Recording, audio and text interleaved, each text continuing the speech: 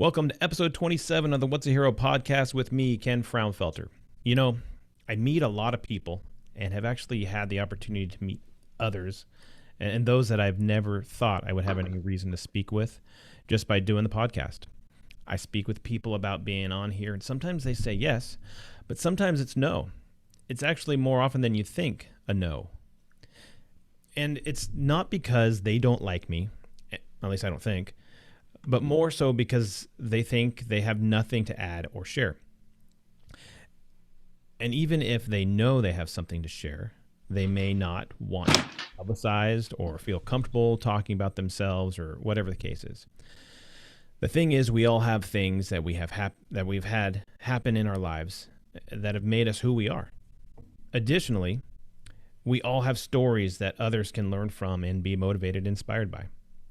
History is riddled with seemingly ordinary people, and I air quote ordinary people, who have lived their life and their story has lived for generations, motivating, inspiring others. I mean, think about all these people in history.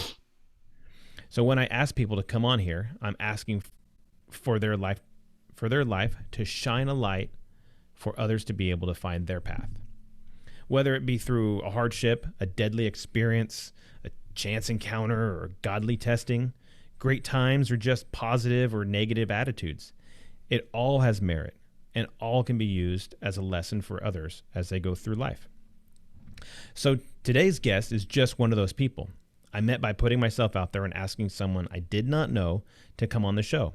Actually, I've asked quite a few people I did not know to come on the show. However, this person I really didn't know, and if you think about it, in the grand scheme, we didn't have a lot in common except for a couple of different things. So I knew they had some, let's say, moxie. That's a good word. Moxie. She's a nurse. She's a retired Air Force veteran. She's an ESO player, a blogger, and the host of her own podcast called Babblebabe. Welcome, Nettie, to the What's a Hero podcast, a.k.a. Babblebabe. Hello, Ken. I am so glad to be here. When you invited me, I was like, "What? I'm not a hero," So I was very surprised, but I'm very honored. So thank you very much for inviting me to be on your show. Absolutely, absolutely. I think it's it's important that we, you get into that thing where you talk with people and they say, "Well, I'm not that," and I've actually had multiple people on here that have said that same thing. That no, I don't know why. Actually, my last guest, John, my best friend in the whole world, he's like, "What? No way you are." But then he starts telling this story about Yeah. how he worked with these terminally ill children and Oh, at a camp and stuff like that, and then he went down to worked at some orphanages and helped these kids out that had nothing else, and then wow. it's just one of those things. You have all these things and people are like, "No, I don't." And I mentioned to you before we started that I think if you serve other people and you put other people first for no desire for reward or award or anything like that, Right. put other people first, you're a hero. And like I said, there's that guy he's serving food at a soup kitchen or something like that. He's a hero to those people who are starving. So I think it makes a difference for Yeah. people. So yeah, but thanks for coming on the show. No problem. Yeah. So who are you? So tell these fine folks that like to listen to my show who you are, what you do. I am. I was born and raised in Ohio. I'm a Buckeye and a big Ohio State Buckeyes fan. I Oh, came from a very large Catholic family, I'm gonna have to. and My wife, she's not gonna be happy with the Ohio portion. why? Is she Michigan? No. Yeah. Big competitors. They're Big Ten. Whoever's in the Big Ten, they're not going to like the Buckeyes. What Yes. can I say? They're champions. They're Wolverine. None other. I love my Buckeyes. They, I don't know a player's name at all. yeah. It's just all about the team. You know I that. don't look at it individually by players and their success. I look at team, and it kind of goes back to who I am, and Mhm. we can get into that further. But yeah, I'm from Ohio, the Midwest, a large family. I mentioned, well, I kind of give you a little bit of my bio, but who I am really comes from how I was raised. I think all of us believe that. Mhm. And I'm not a big churchgoer now, but we were big churchgoers when I was a kid. And I think the foundation of my morality and my who I am as a person comes from our faith. Sure. And I was influenced by that. It's kind of like the foundation of who I really am. Do good unto others, the golden rule. Right. Were you like an outdoorsy kid that went out and made a mess and got in a mess and We know when I'm older than you are. I'm 56 years old, so that's all we did. We were outside because we didn't have the luxuries of what little kids. You probably are maybe a little bit after that. I don't know how old you are, but like in the 70s and 80s, we didn't have what kids have today. We were forced to be outside, and right? play kickball and beat up on each other and hide and seek and run around the yard and all that stuff. And I come from a very large family. I'm the youngest of seven ladies in the family, and then I have a younger brother who is severely handicapped, and like he has no vision. He can't do anything. He's being taken care of by the state of Ohio right now. He's probably about 54, Mhm. 55 right now, and we're all surprised that he still is living as long as he has. But and that's one thing that we're probably going to be tapping into here on making of who Nettie is, because when you have a family that large, we have a lot of ups and downs. We weren't wealthy by no means at all. My dad worked in a grocery store, as a produce manager. And my mom would be working as well. She was a waitress.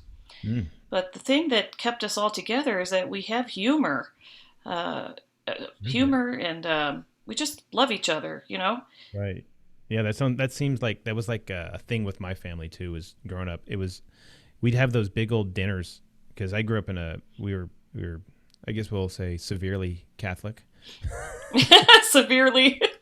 when I was Yeah, there was a time when people were severely Catholic. It's true.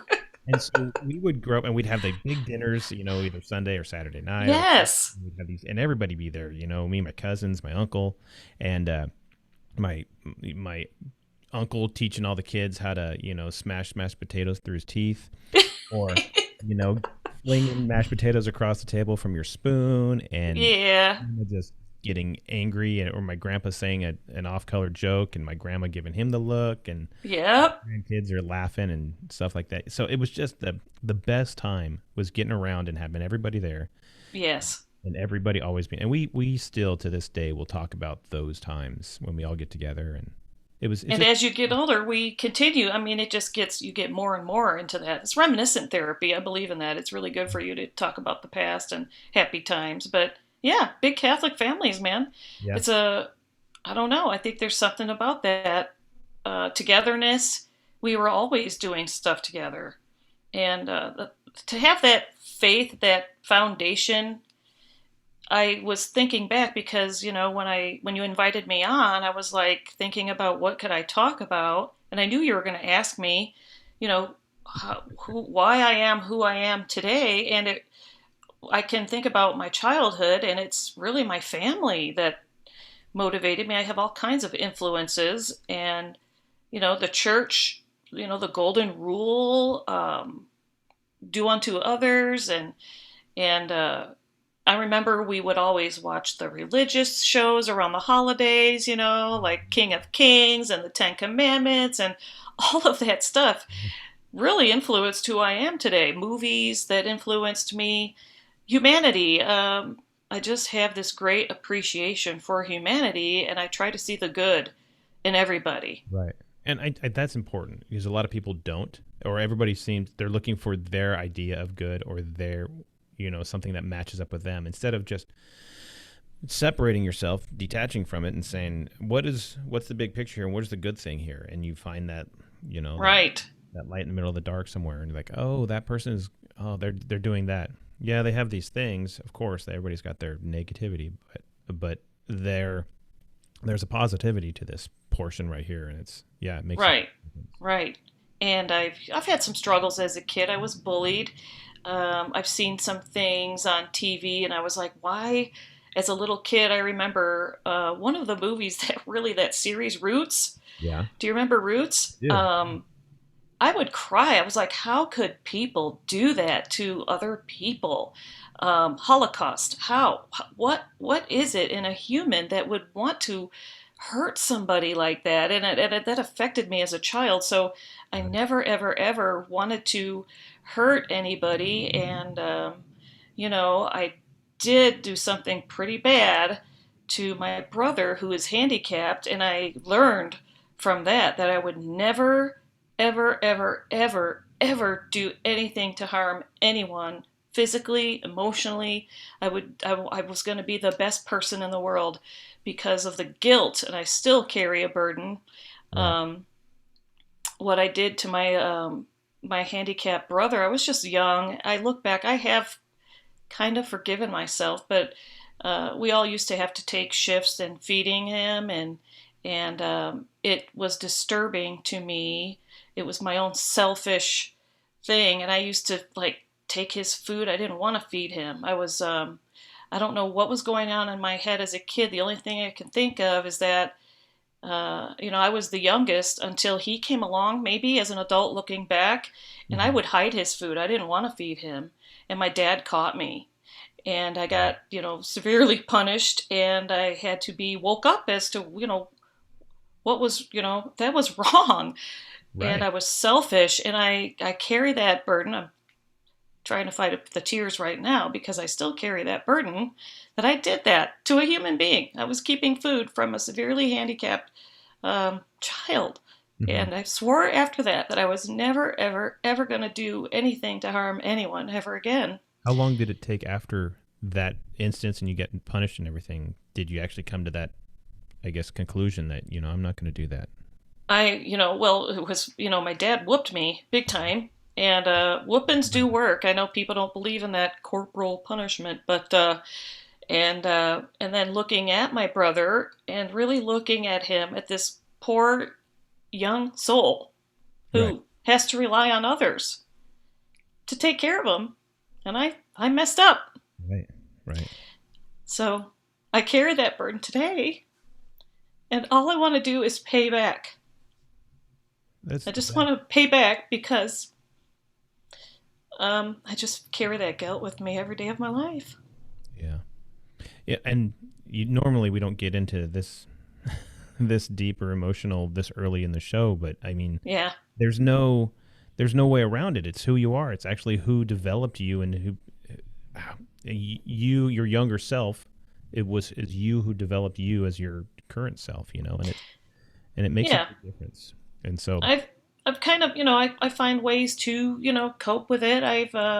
It makes me feel good to take care of other people. I feel like it's my duty to take care of other people. mhm, I'm not perfect in every stretch of the word. I'm not perfect. There's things that I don't like to do, stuff like that, but I would never let anyone starve, never let anyone that can't take care of themselves just let them hang, I right. can't do that. I have to pay it forward now. I can't, I just do my best to be a good freaking human being. Yeah, exactly, exactly. So, when you were a kid, I'm gonna kind of help move Yeah. you from that emotional point. But you're a kid, you're playing around. When you get into school, were you just a normal kid and you're figuring out what you're gonna do and you're playing sports and stuff, or I was never an athlete. I was an athletic supporter. not No that? way. I was awkward and kind of nerdy, if you could imagine, like a little girl. I don't say I was shy, but being from a large family, I just, that, what do you call that?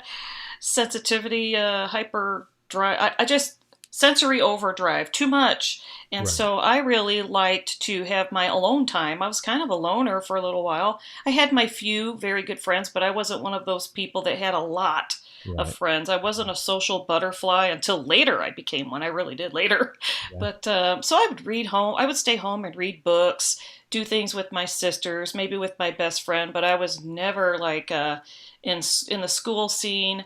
I was never really popular. I was kind of awkward. I wasn't like, well, look, I might have, when I was young, I was bullied and picked on by some other people because I wasn't all that like cute. I had bad acne, and I was picked Right. on a lot. I had to get some moxie, like you said earlier. Thank God for the Air Force, because I don't know where I'd be without the military to give me moxie. But yeah, I had I'd say a pretty normal childhood. Um, but I wasn't like, overly popular in school or anything like that. I think looking back, I wouldn't have changed anything other than some of the big mistakes I've made as a childhood. Right. Right. And I think that's who we are. It's we got to go through those big mistakes. So that's Yeah, what we learned. It's like the that saying, there's no light without the dark, or no dark without the light. And yeah, yeah. And I've had great family. So, and we always went camping, and my parents were very good parents. They disciplined us when it was needed. Nothing ever traumatic has really ever happened to me. I've had a pretty normal life. yeah. Nothing bad, really. Bad, except for a couple of hardships or whatever, and then you Yeah, so you grow up and you go into high school and you have your normal teenage stuff where there's boys and there's friends and there's dances and there's heartache and there's ups and downs and bad grades and all that stuff like that, and good grades, and you go through that. yep. But what caused you to say, hey, I think I'm gonna try to join the military? Is that a Well, in those days, the typical thing to do was either you had a full ride, you were super smart, and you got scholarship to get into college, or maybe you were from a wealthy family who could afford to put you through college. Community colleges were just starting to pop up. They were starting to become available to people, but it was in that weird phase between, I didn't have many community colleges. I didn't have much opportunity other than the military, but it wasn't just that, really, because my whole childhood, my father would watch old war movies, Audie Murphy and John Wayne, and right? Yeah. there was something about the military as a child that I found appealing. I just love the uniformity, the camaraderie, and the duty, the service, the sacrifices that the military folks. I just loved the old war movies, and it was very influential on me. And but in my real world, see, that was my fantasy world. But in the real world, I had no one around me that ever really served. You know what I Right. mean? Uh-huh. Until a friend of my sister's, this was in my teenage life, she had gone into the Air National Guard. And before she went into the Guard, they're kind of hippies, smoking pot, doing the burnout thing. And Right. she came back from the Guard, like the transformation was phenomenal. It really impressed the heck out of me. And I saw her in that Air National Guard uniform, and I already knew that I loved the military. And I seen them in parades. I seen them. The army would come to our town and hand out rations, and I just loved everything about the military. And she turned me on to it. And I was at that age where I was, pretty much prime and ready to go. And Right. when I saw her transformation, I wanted a transformation because I knew about myself that I didn't have much confidence. I didn't feel my self-esteem was really messed up. I didn't have any boyfriends or anything like that. I felt like a loner. I was alone in a world of a big family, but I was still very alone, Right. You kind of get lost. and I needed it. I needed it. Did you see, you mentioned those movies and stuff, and you rarely ever saw a female in uniform in those You're movies. right. If you did, you see them, they were clerks or something like that. Nurses, yeah. Right. And then they were never throughout the whole movie. It was usually just the John Waynes and the Audie Murphys and the It was the dying for your country thing. right. It was that. It was watching these people in the movies, even though it's fiction, it really did happen. Yeah. And many million, like what, millions have died for their freedom in this country. And I am really patriotic, and I'm really serious about freedom. And I think it was that influenced me seeing on this on TV. Even being a little kid, I remember watching the news of footage of Vietnam, Hmm. and that was influential. The news was right there in bed, watching these guys. Right. Right. Right. And I was like, wow. I was like, how? What's what does it take to be like that? Right. Um, You never thought that because you're a girl you couldn't do that, because you never, it wasn't really no, the case. It was just like, I'm going to do it. I saw my friend do it, and yep, there was never, and no doubt. I'm not saying that there, but there's, it's just a weird, it's not weird. It's did you know other females that were going through that were saying, you know what, I want to do the same thing, or did you? The only there was another person once I went into the delayed enlistment program. Her name was Jennifer. I won't tell her last name. I don't even know what she's doing now, but she had joined before me. And through my recruiter, I found out some other classmates that I had enlisted with, and I would talk with them here and there. Another one, her name was Tracy. There was a few of us females at my high school that went into his delayed enlistment program, but there was no because I'm a female. I felt like I never had that feeling that I was limited. You know what I mean? Yeah, Like yeah, perfect. I just never felt there were limitations just because I was a female Right, of joining the military. I knew it was mainly men, like maybe 16 back then. I'd say 16% of the armed forces were female at that time. right, right. And that's, I guess that's another reason I bring it up. And your family were they supportive of you signing up, and were they? Well, you want to hear this story? Yeah. Uh, the first person I told, I saw my recruiter for the first time. He did a presentation at our high school. He comes walking in. He was an African American guy. He had this nice big fro with his little, badge on, and he wore taps on his shoes.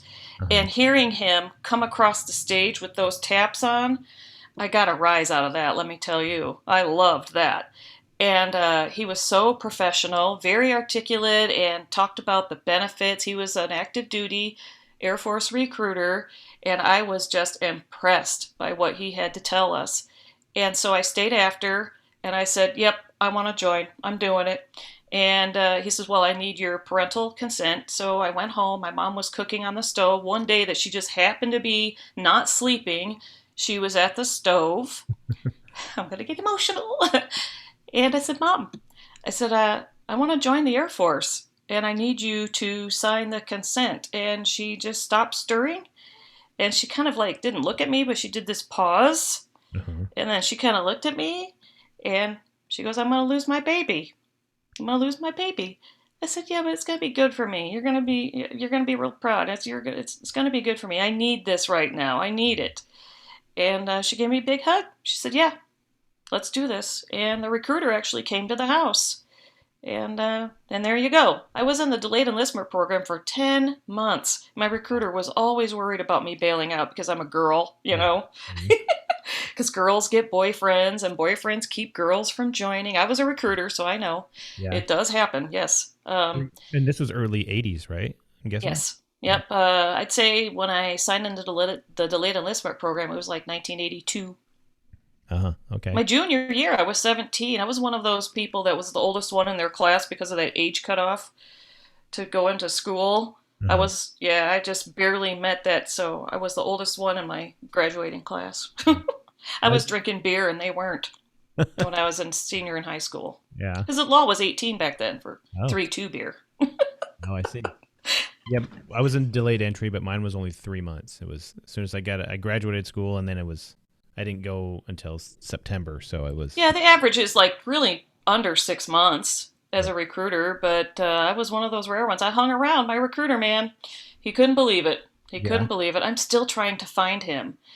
I want to talk to my recruiter. I don't know where he is, and I'm very good at finding people. His name was Craig T. Wells, and I can't find him, and I would love to find him and say thank you. And he was in the Air Force, like Yep, recruiter he was out. a tech sergeant at the time, and I don't know where he's at. I think the last I've heard was maybe Travis Air Force Base in California. That was over, I don't know, maybe 25 years ago, the last I heard where he was, but that's a long time ago, and I don't know where he's at now. And just to be able to just to tell him what he I guess put into your life, the little things that he was able to speak He into. made me feel like I was special. Of course, he's a recruiter, that's what we do. Yeah. Well, he did it for He 10 was months. probably just doing his job, you know what I mean? But he made me feel confident in myself that I Mhm. could do this, that I can be a great, member of the armed forces, that I've got the ability to do this. So, And that's for somebody who was a loner, who was kind of just out on the fringe and didn't think much of themselves, I'm guessing, right? And right, yeah, I had no self esteem whatsoever. I was trying to find something that I could be good at, that I could be proud of, that no one told me to do. I made this choice for me. right, right. Nobody was going to tell me what to do. I'm doing this all on my own. This is my decision. I have control of this. I'm going to make myself better. I'm going to do it for myself. And that's cool because a lot of people, well, I'd say some people, there's people out there who just don't have that opportunity to say, I'm going to do this for myself, and they feel like they're letting somebody down, or they're not going to be there for family, or they're going to be, like you said, boyfriend, Right. whatever. When in fact you get to say, I'm going to do this for myself. And how often do we actually go do something for ourselves? Everybody, Yeah. yeah, we are selfish. Everybody's selfish. I get that. But where you actually get to say, I'm doing this for myself, especially for somebody coming from a family of 8 kids. And, Yeah. 8. and, your dad and your brother, the only guys in the house, and you're, and My everything. poor dad. I can only imagine, because I mean, let's face it, women are different than men, and especially teenage girls are much different than everything else. Yes, he had to put up with a lot of estrogen. Let me tell you, that poor guy. He does. So, I talked about him I talk about him a lot in my podcast, and he is a bald man, and he says he used to tell us it was because of us, and he would say that sometimes we like, yeah, your darn sister, she peed on my head and I lost all my hair. My dad was funny. He had a weird sense of humor, but we all know that it's hereditary. So sure, sure. So you get into the Air Force after 10 months of hanging out and waiting, and just continually badgering your recruiter and him badgering you and making sure you're ready to go. And that day that came after those 10 months, was it surreal for you? Or was it like one of those things like, wow, this is finally happening? Or wow, this is finally happening. I was excited. I was not scared at all. I was a sponge. I needed that structure. I needed it bad. Mhm. So it was very neat. I had to get on a bus. It was my first airplane ride I had to get on a bus from Toledo to Cleveland. Cleveland was my MEPS location, Mhm. military entrance processing station, for those of you that don't know what that means. And that's where you process and leave to go to your basic training. And so I had to report to Lackland Air Force Base. My first airplane ride, I was way stuck in the back. Government, you're going to get the cheap seats, right? Right. I was way in the back, like I'm talking like the last row. So when the flight's taken off, you feel like you're way down there and you can see the heads of all the first class people like way up high. Right. Yeah. But I we got there. It was late at night, and they fed us, and I thought the food was great. It was weird. People don't believe the way that I handled basic training. Well, number one, it is the Air Force. Our training was back then not as intense as the other branches, no doubt about it. That's why they call us the Chair Force. Airport. I know quite a few people actually in my family that are Yeah. in. And I just was not scared. No amount of yelling from a drill instructor was going to make me scared. In fact, I just took it seriously, and I listened to what they had to say, and I followed along, and I did very well. I approached basic training with a very positive attitude because I knew I needed this.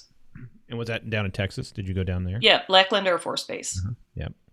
And so when you graduate boot camp, do you have family come and get you? Or? No, nobody was able to make it out to watch me graduate. But I was not bothered by that at all because during basic training, when we had mail call, Mhm. I was one of the ones that always got the mail. Oh, that's cool. Fantasy. Everybody there. My family, they were great supporters. I keep telling my husband I need to find that box of all those letters because I want to read them on my podcast.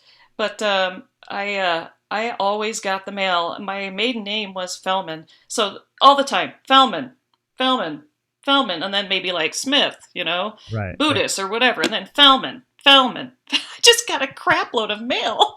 I felt bad because they were people that just didn't get any mail. And I felt bad, but it made me feel really good that my family was that supportive. Tons of mail. I didn't need them to show up for graduation. I knew they were proud of me. So they didn't need to travel all the way out there from Ohio. I knew it was okay. Yeah. So then you go through that. You go to your school to go get whatever training it was. And what did you specialize in? I specialized in administrative clerk. I was a Pop Tart. They call that in the Air Force when you go to training, your technical school. We call it technical school. I think it's AIT in the Army. I don't know what the Corps calls it, but we called it tech school, and I was a Pop Tart. A Pop Tart is someone, 5 week wonder, they call us. We weren't there very long. I Right. mean, look, I was a clerk. I mean, all you have to do is learn how to type, and that's all they needed from us. And file. And it was a very easy tech school. And then I went home for after tech school for my leave, 30 days, stay in Ohio, visit with my family before I had to head out to the United Kingdom for my very first assignment. Well, that's pretty cool. And obviously, you just had your first plane ride going down to boot camp, and then finally you get a plane ride across the pond, they say, or Yep. the world, and you get to go to another country, and Yes. just And cool. that, yeah. And, you know, my husband picks on me all the time. He says, "Yeah, you had a good time in basic training because you were in the drum and bugle corps." Like throughout my high school, junior high school years, I was in the band, Yeah. marching band, and that was a little family in itself. But the drum and bugle corps, that's hard too. I mean, come on, we had to sit down and practice all the time. Yeah. Yeah. They got Let me tell you, drill. I was very good at drill. If you're in the drum and bugle corps, we were the best at drill. You had to be because we have to march while we're playing our music, and right. I had it tough, not as tough as some, but hey, hey, I had a skill and they needed it, so I played bugle. Oh, that's cool. Yeah. Well, that's not necessarily. I don't think it's a skill they still you know look for in people because they have everything that's recorded or whatever, and especially taps at the end of the day or Yeah. early in the morning. It's No, just we would march around. I was there for Christmas, and in basic training, our job was to entertain the colonels that lived on the base and go around all their houses and play Christmas music. Can you yeah, believe this? This was my basic training, playing music, which I love. yeah, And yes, but we did have to fold our clothes right. We did have, all of the takedowns of our beds, and we did everything that you guys did. They stripped our beds and they yelled at us and all that stuff. But I did have a lighter side. I gotta admit, I did probably scape out a little bit. that's cool. That's good. So then you're in England and everything was just hunky dory, and you spent your time there in England and then got out and went on to being a civilian. Is that right?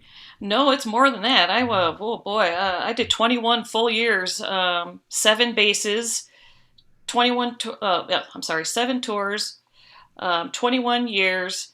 And I've worked, I was an administrative clerk, and then my last 5 years, I was a recruiter.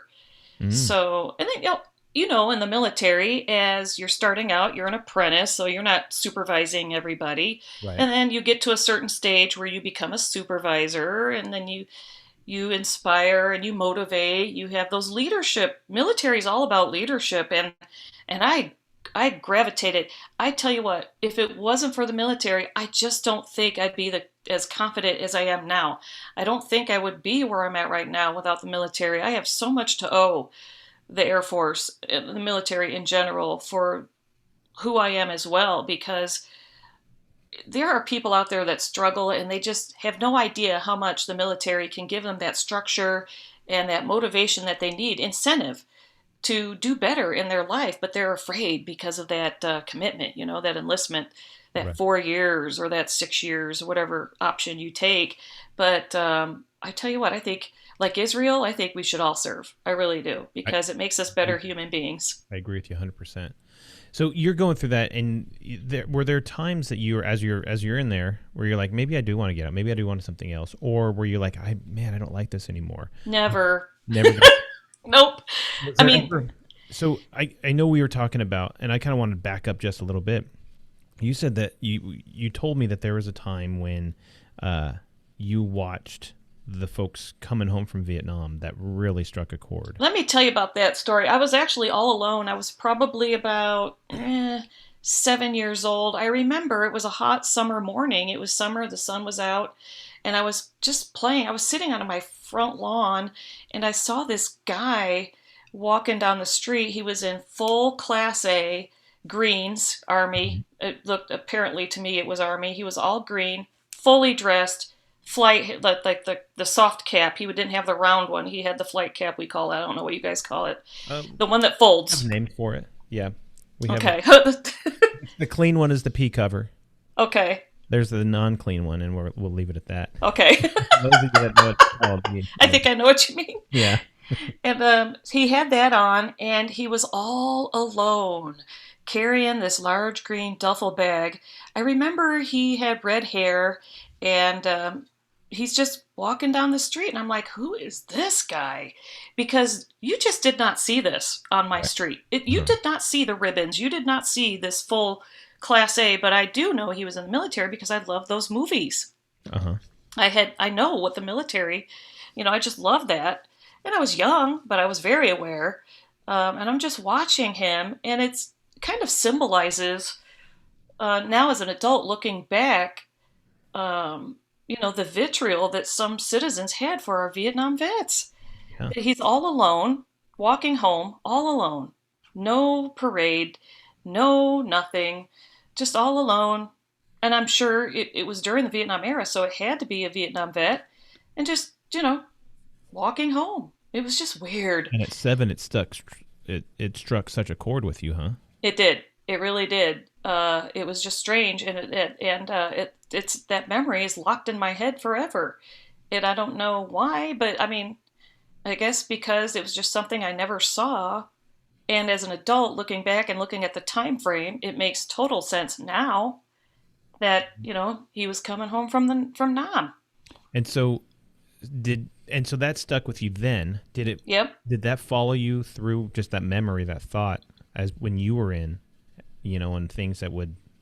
It would come to me, that memory. Every day I wasn't thinking about that, no. Mm-hmm. Sure. But there's something about just him, me staring at him. I don't even think he looked my way, and just watching him go by, and that all alone, no fanfare, looking back, wondering. I don't know. I would think about it every now and then. It was just that duty that he did his time. He did his. Right. He's home. I don't know. I don't even know if he ever went back. I don't know if it was leave. I don't know anything. All I know is that looking back now and earlier in my adult years, that this guy, he did his duty. He's coming home. He's getting a break, Right. and he served. That's all I know. I don't even know what he did in the Army. I don't even know if he ever saw combat, but that was my impression. And that loneliness, that he's just, I don't know, something affected me about how, especially now looking back, it affects me more knowing what we know about Vietnam and what a major mistake that was. Right. Yeah. I mean, And all those people that died for a political, war, yeah. conflict. Yeah. Unfortunately, yeah. I'm still reading. I'm in the middle of a book, very long book. It's called, I forget. About Face. I always forget the name, but it's about Face, and it's by David Hackworth, and he was in Vietnam, and he talks about just the ups and downs of ebbs and flows, and the majority of the folks were just punching their ticket, trying to become, just get promoted and all these different things, and they weren't listening to the guys that were on the ground that were actually there, that could actually come back and teach, either at Fort Benning or at any one of the war colleges or military colleges or any kind of institute of advanced military training, and they just weren't listening, and they just treating it like it's a political thing, and we're here, and they were just wasting money. And I've spoke to my dad recently, who was in Vietnam, and he was talking about how just it was just a political thing, and I agree with him 100% that it was a political thing. There was really no reason. Yes, we're trying to be, hey, we're good, we're doing this, and then look at us, we're Americans, we're helping out, when there wasn't really there had to be more of a reason. And if we were just trying to help out, then let's help out. Let's actually do it. But there was too much other ticket punching. Yes. In politics. And so then they at one point tried to make it a war of attrition. And yet when your heart and soul is into something and you're forcing the other side to do something, in our case, they were forcing our guys to go over there by drafting or whatever. Yeah. And there was no like, what are we doing this for? What's the justification? There was really no answer to the reason why, or the question why. But the guys, the North Vietnamese, that's where they lived. even the South Vietnamese, they were just kind of, hey, this is what we do. This is our country. And so there was Yeah. just no need to make it better and make it more. Right. So I think, yeah, you're right. I'm Vietnam was a travesty. So I'm still trying to figure out what did we benefit at yeah, all from I that? know. Nothing. I We can't did think of anything. nothing. And then on top of that, you get the My Lai massacre. And for those that are unfamiliar with the My Lai massacre, just Google it. And maybe at some point I'll go into detail on the My Lai massacre on this podcast. But it's this horrible, horrible thing that happened with American soldiers. And the news got a hold of it, came back, and they tell the national, they tell everybody. The national press tells it, and they get on TV and everything like that. And so everybody starts seeing, oh, baby killers and rapists and stuff like Oh that. my And that's, gosh. and that's what they start seeing as the American soldier as being. And all of a sudden, now we have this really bad view of Vietnam War. And so that's why there was a lot of that meeting guys at the airport and throwing eggs on them or doing Mm-hmm. whatever. Yeah, And yeah. so I'm I mean, not you too can give happy with the media these days. sure. And back then it was just that way because they had one snippet of one bad occasion. Right. There was a Yep. lot of good that was done, but I mean, there's a lot of bad that was done too. So it just boils down to what the news wants to show people and Yeah, show. I know, to get those ratings, and I don't know. I think that something really bad is happening to police officers right now because of the media, You know, and it just pisses me off.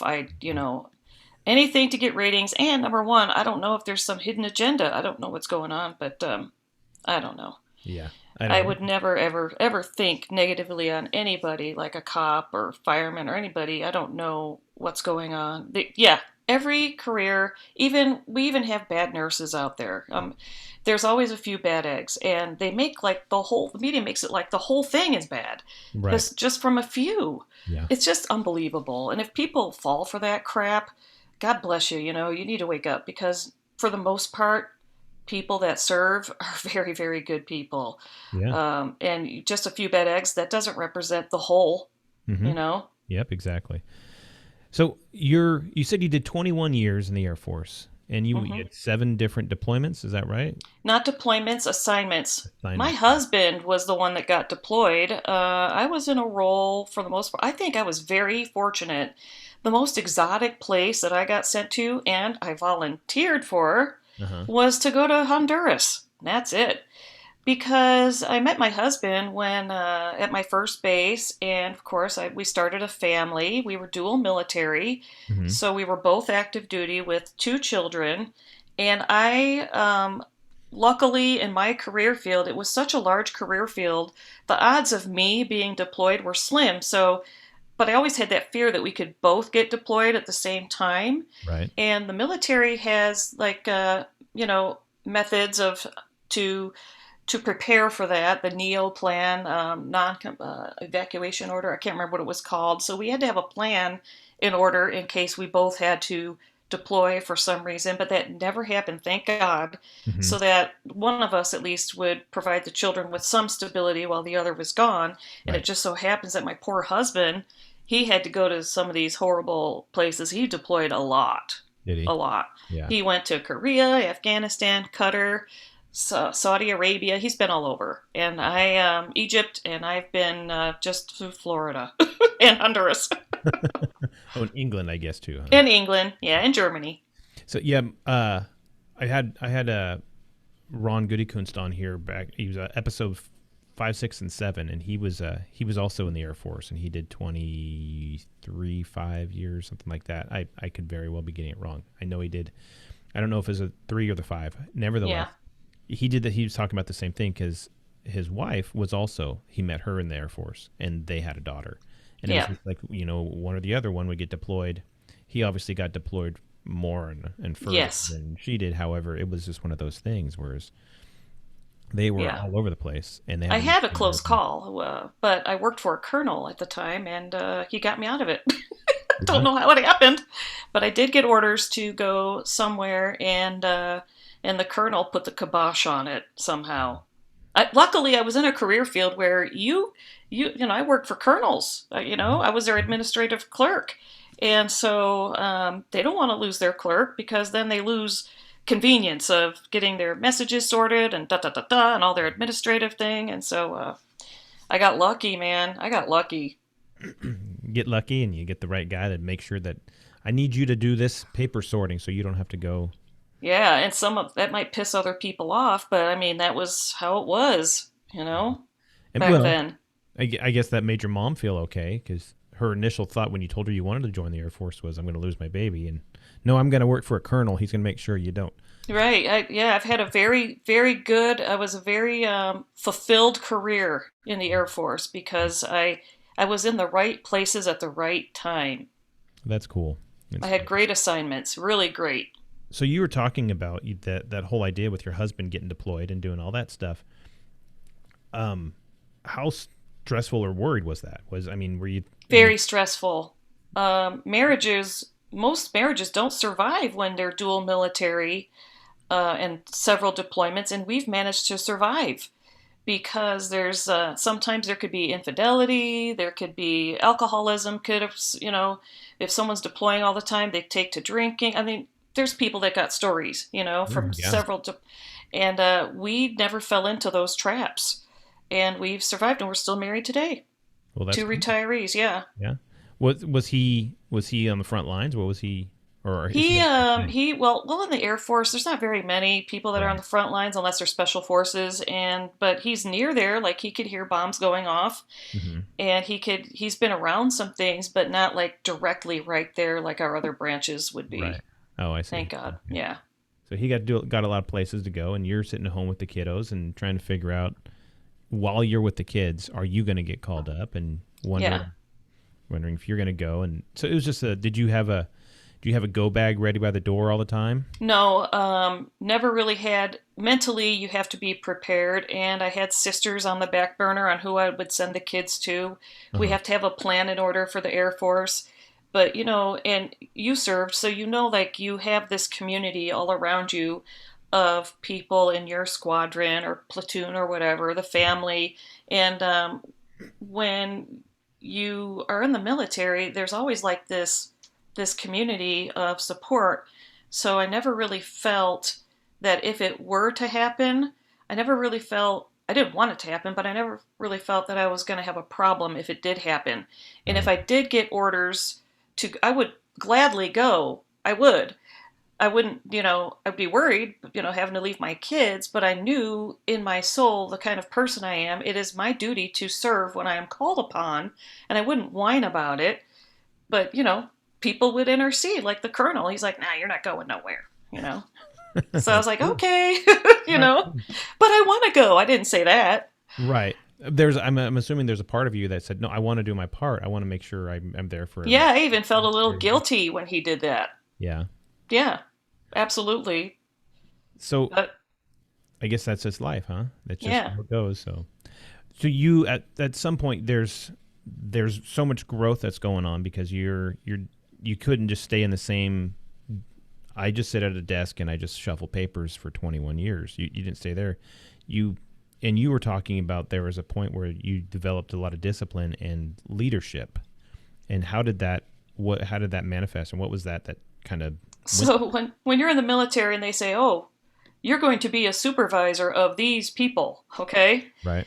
Um, you get this huge like lump in your stomach. Oh my gosh, I'm going to be responsible for these brand new people coming into the Air Force. Right. you know, um, but it was like the natural for me because I was in their shoes and I know what inspired me and what my leaders were like. And so it's kind of like the pay it forward thing.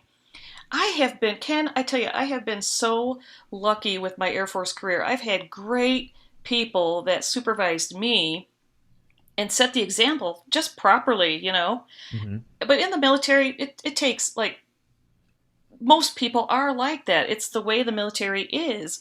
And so I just adopted those principles and paid it forward to my troops. But I did have one little feisty young airman who she had a supervisor before me, and she knew that she was my first. And she was a little what's the word? Well, she was feisty. She was Yeah. she was a tough one, but we eventually got along. she Mm. was making it hard for me, and I think it was like intentional. I don't know what it was. She just had little issues with anger, and her temperament was different. So I had to sit down with her for the very first time and like discipline someone. Right. I don't like that feeling at all. It felt awkward, but I followed what I was taught by my leaders. I was never really a bad airman, but I could see what they had to deal with other airmen, and I Yeah. didn't want to be that airman. And so everything that I learned from my leaders, and I applied it to her. And my techniques were their techniques, and it worked. And we got along better, and we just tolerated each other. We had a duty to do, and I wanted us. I worked in an orderly room. You know what? Do you guys call them orderly rooms? Um, It's like it's like where they do all of your assignments, your paperwork. It's like a personnel okay. type Yeah. office, Right. and we run the squadron for the most part. And I told her, look, we're orderly room. We are here to serve our fellow airmen, and we want to provide them the best service ever. And I need you to help me with this. It's a lot of work, and we want to do them justice, and we've got to do well for them. And she had a hard time with that. She had an attitude that she was more about herself rather than taking care of our airmen. Mm. And Oh, I saw things differently. I saw things like, I'm customer service oriented. sure. That's what the recruiter wanted out of me. He gave me this job to give good customer service to airmen. Right. And she couldn't grasp onto that. And I had to teach her. I had to like let her know where she was just basically a bitch to everybody, you know? Right. And I didn't want that out of my orderly room. So I had to sit down with her and discipline her. We had to talk. And you can't do that. You know, we're here for them, Right. not for ourselves. So she was the only one that ever gave me um, she just gave me heartache, like not heartburn.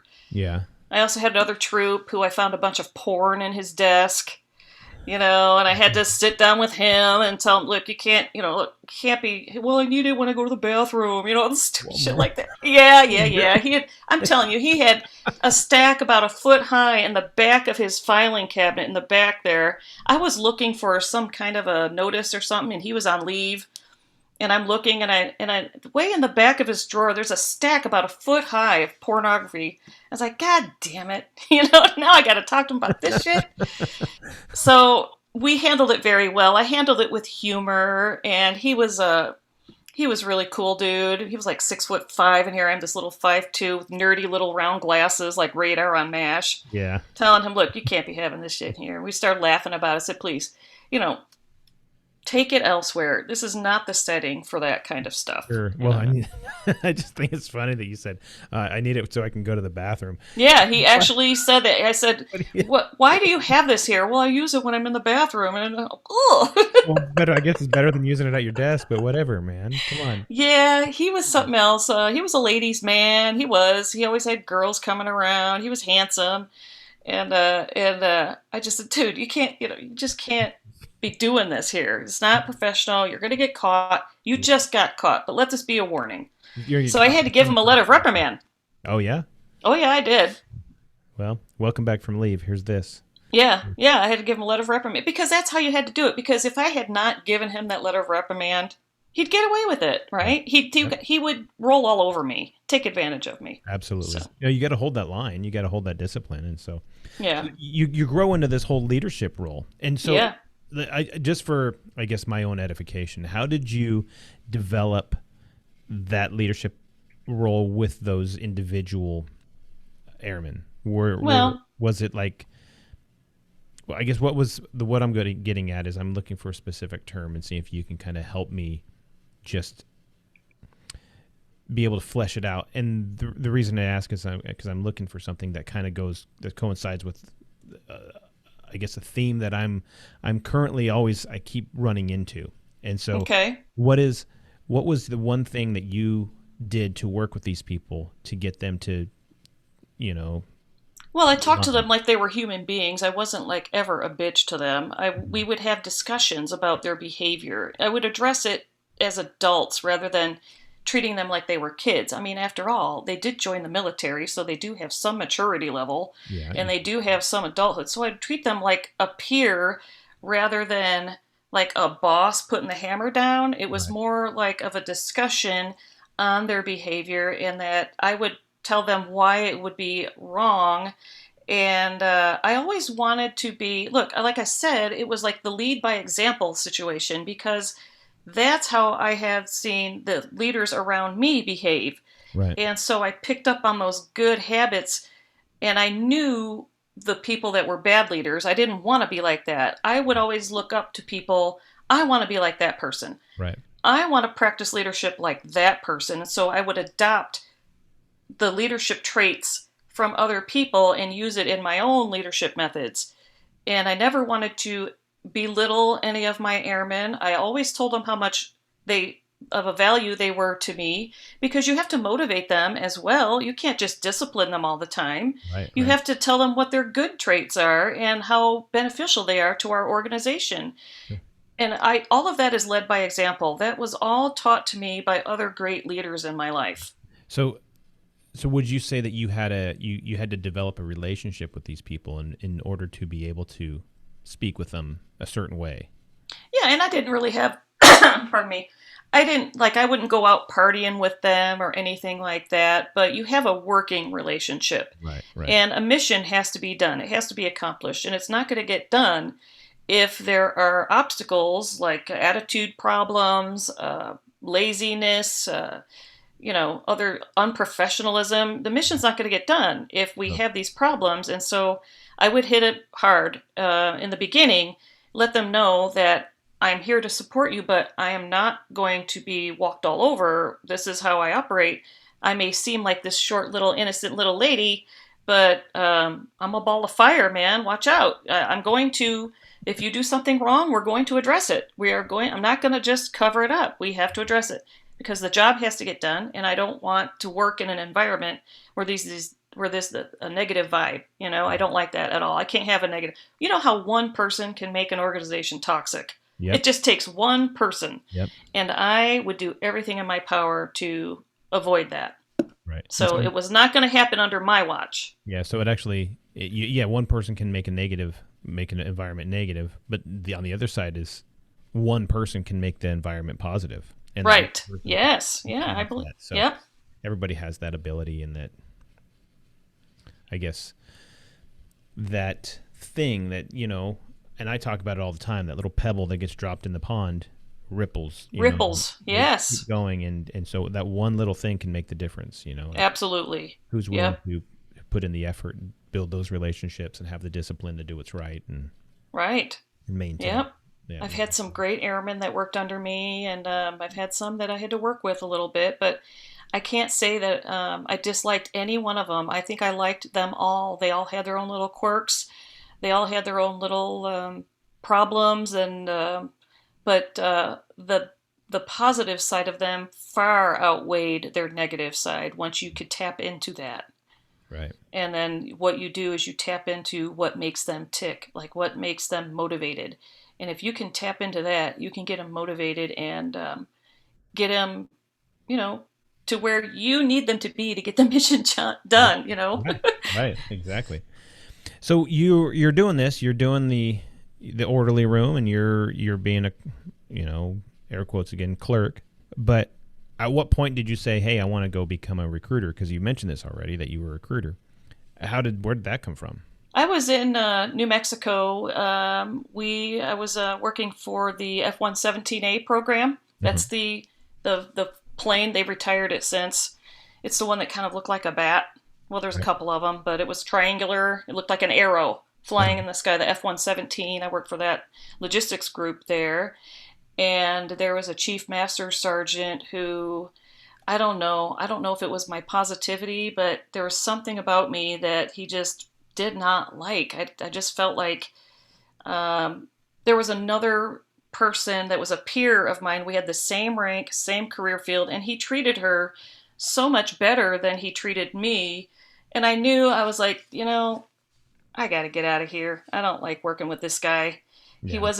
He was like pretty much a dick, He wasn't professional, and he just wasn't the kind of leader. He was the first leader that I ever had that didn't feel like a true leader to me. He was just so different, so negative, and I just couldn't stand working in that environment. I don't do well in that environment at all. I don't know how to cope with that environment other than just walking away. And, pardon me. And so, I do remember having such a great recruiter, and it was in the back of my mind as a special duty. I was at 16 years already, and I was ready for a change, after 16 years of doing kind of like the same thing, but at a higher level over time. Right. It gets boring, Sure. Yeah. And I love the Air Force, and I think that I would do great selling the Air Force because I loved it so much. And I knew that going into recruiting would be one of the best things, one of the best decisions I ever made. And it was. I loved recruiting. It was tough.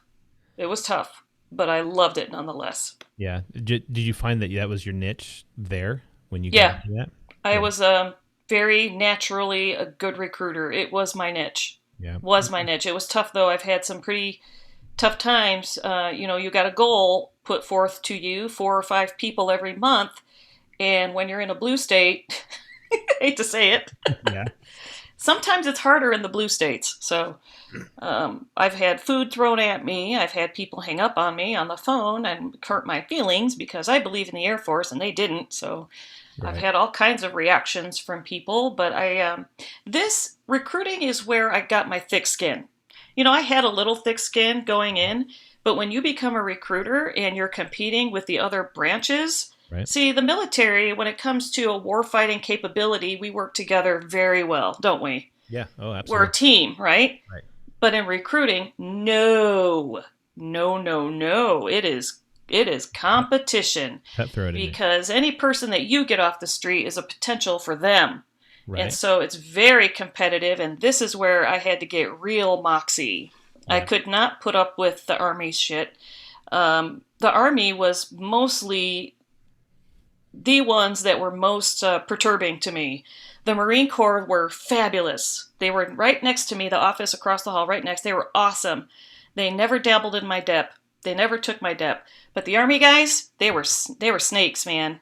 Navy, they were fantastic too. You know what? It was just the Army. It really was. I wonder if it's just because they didn't see they were going after the same, I don't know, the same kid, the Marines versus the Air Force. Oh, I don't know. All I know is I heard them talking shit about the Air Force because the walls are very thin in a recruiting office back then. And so I got up from my desk and I looked at that applicant sitting there talking to that Army sergeant. I said, he is lying to you. I am telling you right now, he is lying to you. I had to because they kept trying to steal my people. So I said, I got to do something about this. And I just started sticking up for myself. And I would tell that applicant, and the Army recruiter got up, stomped over to the door, and slammed it in my face. And I was like, well, that's it. And then you know what they would do? The Army guys, they would hang out at the front of the station, smoking their cigarettes, waiting for my applicants to leave my office. And so at some point I learned I had to start walking my applicants out the door, making sure they got to their car so they could avoid the piranhas of Army recruiters, trying to take my, hey man, did you like what she had to say to you? That kind of stuff. And whatever they got. Yeah. So me and my teammate, though, we had 2 Air Force recruiters. We were near a base. That was a big help. But we didn't put up with their crap. We took 50% of the market, just the 2 of us. But luckily, we had a base, Right. An Air Force base. And the Air Force isn't that hard to sell unless you are a young person who wants to do combat. The Air Force isn't very hard to sell because it's well known throughout the branches. They say that we get treated better. I don't know if that's still the case, but you would know, right? Do you know? Do you think we get treated better? Yeah. I don't know. No, I've got family members who are currently in the Air Force, and they tell me that, oh, we do this, and I was like, wow, that must be nice, that's cool. We do this. Oh yeah, that's cool. And I you look at the difference, and I knew it was because when I went to Honduras, I was shared a tent with 12 Army ladies, and at the crack of dawn, man, every one of them kicked my cot when they had to go run, and I was still sleeping. They would not let me stay asleep. It was like payback. So they would kick my cot. Every one of them was like planned. Yeah. They'd kick it. Wake up, and they would do that. I got along with them great. Don't get me wrong, but but Yeah. you didn't have the things on you that they had on them. Right. I didn't have to get up at the crack of dawn to go running in a Right. platoon. Oh, I Right. just had to 7:30, my normal office hours, and go work with the colonel in a Right. tent with air conditioning in Honduras. And they didn't have that. Yeah. So, I know a guy who he's in the Air Force, and they were talking about their PT. You have the PT test you got to do every year, and so he's coming up on it, and he's like, oh, his first year or two, he's stressed about it. And he's like, oh my gosh, I don't know, because he was enjoying the Air Force life, the easy, the air conditioning, and the yep. food and everything else. So then he started working out because he's a young guy. He's like, I'm gonna start working out. So he starts lifting and running, doing all these different things, and then the PT comes along, and he's like, he's no longer worried about the test, the yearly test. He's not worried about it, and he's also, oh, I did great, but he's also excited about, hey, check out the score that I got and stuff like that. And so I'm like, that's cool. However, you think about yourself 2 years ago, you weren't that guy. You didn't want to. You were afraid of the test because nothing told you had to do it except for the regulations. Nothing Right. told you had to work out. Nothing had to prepare you Right. until the week or two before, and they send out the memo or whatever that says, "Hey, we're doing PT tests on this date." And you're like, everybody starts stressing out. Right. So there's that level of difference. Now in the Marines, nobody worried about that. Hey, it's coming up. Why? Because Because you guys are fit already. you're always doing it. You're always having to do it. And that was just the thing. Is we had no worries about it. So the Air Force was just totally different because it was Oh, yes. We waited till we got the notice and then we cram it in. right. I got to work out. Yes, to pass our test. We didn't have this like there. Of course, we had those fit Air Force people that were always caring about their fitness, but the majority of us were like, "Ah, crap! I got the fitness test. I gotta go start running now." Right. Well, there's that. You know how like at the beginning of the year, in January, you go to a gym, this regular civilian gym, and that's just jam packed. Yeah. January and February, and then by March, April, it starts just weeding out, and then get the regulars in there still. Yeah, that's so true. That's like That's like you get the memo that the Air Force PT test is coming up. You say, let's say it's in August. yeah. And everybody's cramming by July 1st. Everybody's starting all the gyms are filled, and It's so true, man. But the Air Force has come around. I worked out at the clinic a couple years ago just to see what it would be like as a civilian working on a base as a nurse. uh-huh. And their fitness test is pretty much up there with everybody else's now. They are fit now. They are a fit force. They are, and like I was telling you, that airman that he works out. He just got back from deployment from Germany, and he's just like, oh, I just had nothing else to do but eat and work out and Yeah, go it's a to whole work. different mindset now. But Yeah, back in the 80s and the 90s, we didn't give a rat's ass about fitness. Hell no. yeah, yeah. So you're doing that. You're recruiting, and you're finding trying to get kids in and trying to sign them up and all this different stuff. And you said you did 21 years. You went in 82. So Yep. 21 years. That means that I went into recruiting in my 2002. 16th year. Right. And so by 2002 is when you retired. 2004, yeah. Okay. So if you're recruiting the last 6 years of your career, that means you kind of straddled the whole 9/11 sort of thing. How was Oh that? my gosh, 9/11. In fact, your guest from the podcast before mine, he Hmm. talked about a buddy that the gentleman that was recruited during 9/11, and he said he recruited out of the East Coast, and then he went Right. directly right out into, and I wonder if he was Yeah, recruited out of my recruiting station, of course, another branch, but I was a recruiter during that time, and I was like, oh my gosh, you never know. I might have seen this kid for all I Yeah. know, because I was a recruiter during that time. I actually had an appointment on that day. I remember going into the office that day. It was in Delaware, so we were kind of right in the middle of all of it. Right. New York, and then you cross over to the Pentagon, and I had an appointment. This young female comes in, and I set her up with the practice ASVAB because you have to make sure they're going to qualify, right? Yeah. And she's in the back room with my laptop. All of a sudden, all the branches are all out in the hallway with the radio going up, the volume's turned up, and there's lots of excitement in the hallway, and the walls are thin. I was like, what is going on? And they said, hey, did you hear what the World Trade Centers are coming down? They're coming down. And all this commotion, and there's guys that were all, getting all ramped up, ready for combat and stuff. It was just weird.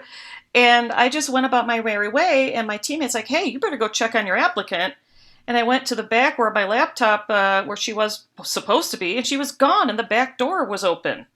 She left. She got freaked out by the commotion, and I was like, what? Like she probably Right. wouldn't even have qualified anyway. Most people didn't sometimes. But I never heard from her again. But at the light at the end of the tunnel that very day, within a few hours, one of my Depper, because I felt like sad that somebody would be. That's not me. I would not freak out and leave. I'd be like more motivated to serve, right? But Right. this Right. person had different intentions of joining the military, which is okay. The education benefits, that kind of stuff. But it disappoints me when there is no intention of that mindset of serving your country. There's more selfish reasons that people join, and I get it. But yet, it kind of disappointed me, but I moved on. And then one of my Deppers called and says, I'm ready to go right now. I want to go right now. What do I need to do? What do I need to do? And I said, Chuck, relax. I said, number one, you're in the Air Force. There's really not much you can do right now, okay? Right. Right. Just be a good Dep. You're one of my favorites. Don't worry about it. We'll keep you posted on what's going on. And, if you really want me to give you an earlier, basic training date, that's fine, because he was a vehicle mechanic. Right. And, Right. but it was that mindset that he had of that willing to serve. And so coming from her downer of her attitude to Yeah. get a call from Chuck, just made my day. I've said, okay, there's hope yet. There's hope Right. yet in this youth. There's hope. And so, and that's recruiting. That's what it's all about. Is I wanted to be inspirational and motivational. I'd say that if you asked any of my troops what kind of a recruiter I was, I think they would tell you I was kind of like a motherly figure Yeah. to most of them. Yes. Uh-huh. I really enjoyed it. I wanted to see that transformation that I saw when our family friend before I joined. That Oh, right. transformation. I wanted to see that of my troops that I put in. Right. And I certainly got a boatload of that. And I just felt nothing but pride and joy and happy that I was able to contribute to a really good force, the Air Force, Sure. Yeah. contribute to having great airmen in the Air Force. Of course, sometimes I think I put some crazy people in, but I had to because of goal. And You had goals if that you they had to qualified, then they qualified. But there were some people I questioned big Yeah. time. Oh, yeah. Oop. I shudder at the thought.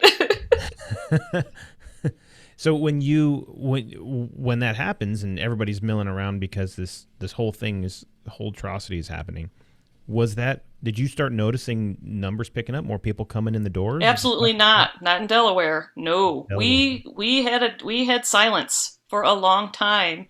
And I talked about this in one of my podcasts. I think I did. I might have to readdress it. My teammate and I, a few days later, we were just kind of looking at leads. You have to do cold calls. You have to have school lists out and start calling when there's no traffic coming in, right? Right. So we would cold call students that are just graduating or in their senior year, and we weren't getting much. And this AP reporter comes bebopping into our office, and I knew better, but my office mate, he was pissed at what was going on. Nobody was coming in or anything, and it really irated. He was just irate about it. And so he starts mouthing off to the AP, like these kids, there's no sense of patriot. He was saying all this negative stuff about the youth of America, Right. and it got all over the nation. Ugh. And then we got into some trouble. So So I'm guessing some officer called your office at some point and said, yeah, they said, "Oh, hey, we heard. We got other calls too from other recruiters saying, yeah. The only thing, they were supportive of what my teammate had to say. The only thing that I piped in to the AP was that whoever did this to us will get back at them. That's the only thing I ever said. right." But he was talking about how bad the young youth were about not having that service, Right. that sense to, fight on behalf of their country. He was really flustered about that. And so we got a call from our captain, and they separated us, and they wanted to hear my story. I kept telling my teammate, don't talk to him. I kept telling the AP guy, we cannot talk to you. You have to go through our marketing people. But my teammate kept opening his mouth. And it got really worse from there. I had a stripe hanging over my head, and I didn't want to narc on him. My teammate lied to the officer about the whole situation, and so it put me in a real rough spot because I witnessed everything that transposed. And so they separated us and they did an investigation. They made this like such a big deal than it really needed to be. I don't know if they were trying to set an example. Somebody at headquarters was really pissed about it. I don't know. Right. But they separated us and they investigated me. I spoke the truth and they investigated him, and our stories didn't correlate. Right. And so they threatened me. They came back to me because I didn't give them everything that I was trying to protect my teammate, right? Right. Right. And so then they came back, they said, well, there's got to be more, something's missing. And so they came back into me, kept me separated, and they threatened my stripe. They said, look, you've got your stripe, you tested, you're just waiting to put it on. We need to, you could lose your stripe if you don't tell us everything that went on. We need to know everything. And I was pushed into a corner and I just told them everything. And so he got into more trouble. I got into trouble because I was trying to protect him. So we both got I don't think we had any articles put on us. No, I didn't have any that kind of disciplinary action. I can't remember. Oh, they took away all of our awards. That's right. Oh. Everything that we earned for making goal, we were really good at recruiting. And so they took away all of our awards and incentives and all that stuff. And I got to keep my stripe, thank God, but I was not allowed to get a medal. I wasn't allowed to get my gold badge or any other silver badges or anything like that, because in recruiting you get these incentives and you get these rewards, and it doesn't look favorably upon you as you move on in recruiting if you have those taken away from you. So I knew after that that it might be time to go. And that's when you started thinking that maybe you should retire, huh? Yeah, but it was 3 years later. I just kind of hung around. I knew I wasn't going to progress when it came to rank because of that situation. It reflected negatively on the rest of my career.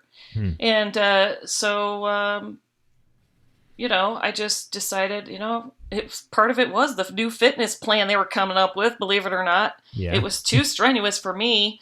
And I was like, it might be just time to hang it all up. I'm not going anywhere. I'm at a standstill anyway. So it's time to hang up the uniform. Yeah. And so did you recruit in Delaware the whole time you were there? Yes. Well, actually, I recruited enlisted folks out of Delaware, and then I got an assignment to come to Utah where I would recruit engineers, pilots, whatnot, for officer training school. I was an OTS recruiter, they call it. So I dabbled in a little bit of healthcare recruiting, but I was not a healthcare recruiter, but I would help other recruiters in healthcare. I see. And then I became a civilian after that for recruiting for about 5 more years. I was their DOD civilian secretary. Oh, wow. Yeah, they hired me right out of retirement. So you retire and you say, hey, this is it. And was it a difficult decision to make? No. Don't remember ever feeling any regret or difficulty or anything. I knew in my soul it was time to move on. I just knew. I just think because it's 21 years of your life, and now I'm not gonna wear a uniform every day anymore. Well, yeah, it affects you that way because you do miss that camaraderie. You miss that. Now I have to figure out what I'm gonna wear. That kind of crap. Yeah. There is a little bit of that, but I knew, deep in my soul, Ken, I knew it was time. There was no question about it. And I knew that I would be fine because I have all these other tools in my toolbox of talents. Right. That I would be okay, Sure. So you retire and they hired you right out of retirement to go help recruit still. Yeah, I had a wealth of knowledge. I was a recruiter after all. I already knew the database. I knew everything, and they needed a secretary. It just so happened the timing was just right. And I know a little bit is about who you know. It really is. Sure. And so they still have to open the job up to the general public, but I was the best candidate. I mean, after all, I was a recruiter. I knew it all. And I was a big help to my flight as well. So my flight chief, I was his secretary, but I was at flight chief level when it came to knowledge. So I did all the work for him. I was a cool. GS5, man. He's out golfing, and I'm sitting there managing the recruiters. Damn it. And how long did you do that? 5 years. 5 years? Yep. And you said there's a point where at the end that 5 years, you said, I need to do something else? Or yep. again, this time I felt like things were changing in recruiting. They started looking towards the total force recruitment. Right. So there was a lot of restructuring going on where if you stayed in recruiting, you would be blended in with the guard and the reserves, and there was all this restructuring going on that I just didn't want to like go through all of the change. Uh, I can adapt to change, but at that point I was like, nah, I've exhausted all the efforts. And throughout that time in that recruiting, we were the health professions recruiter unit as well, and I talked to a nurse that we brought into our unit. He was a captain, he was a nurse, and he was our flight manager at that point, and he was a nurse. And mhm. we'd all sit around and bullshit sometimes. And he was talking about being a nurse. I told him, I've always kind of wanted to be a nurse. I just never thought I was smart enough. And he just looked me dead in the eyes and said, Annette, he said, trust me, I know nurses. Because he was one. He says, Yeah. you would be a great nurse. You really need to check it out. You'd be fine. Don't worry about that. Just do Right. it. And I did. And there you go. Yeah, and so that was in you starting in your 40s.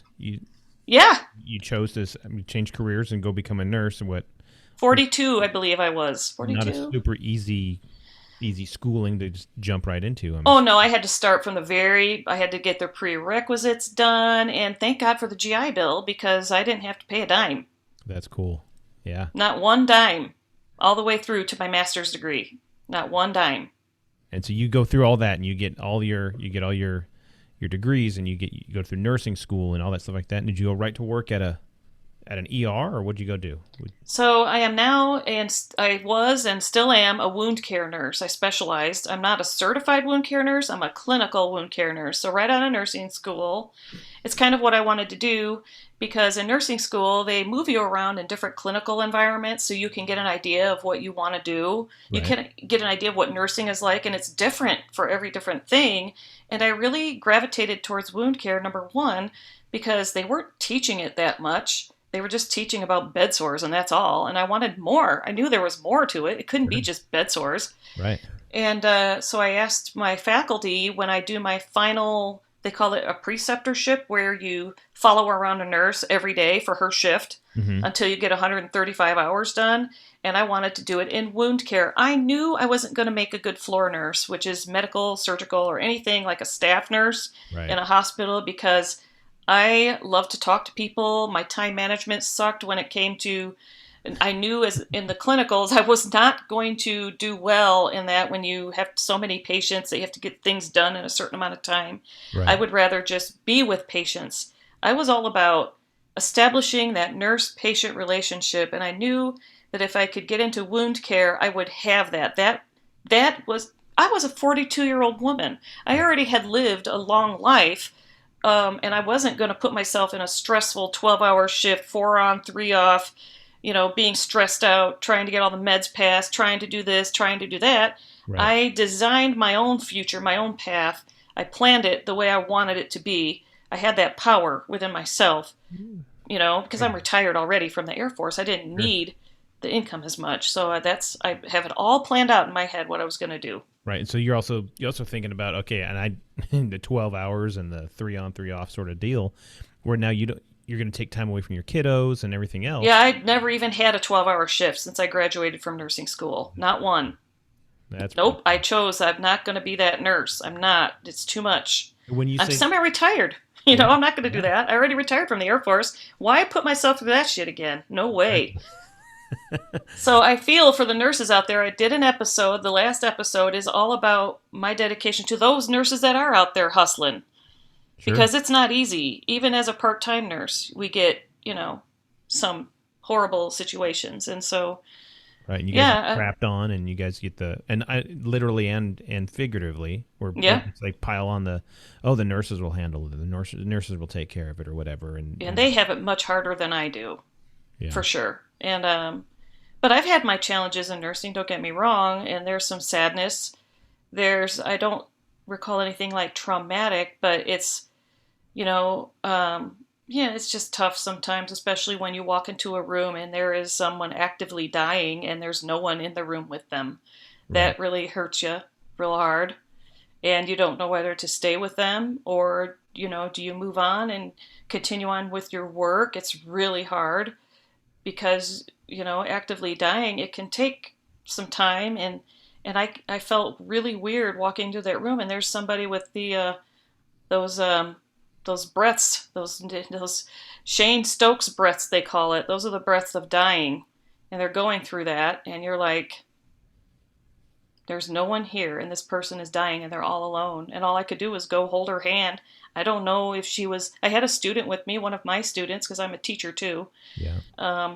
And we just stayed there for a little while, and we couldn't stay there till the end.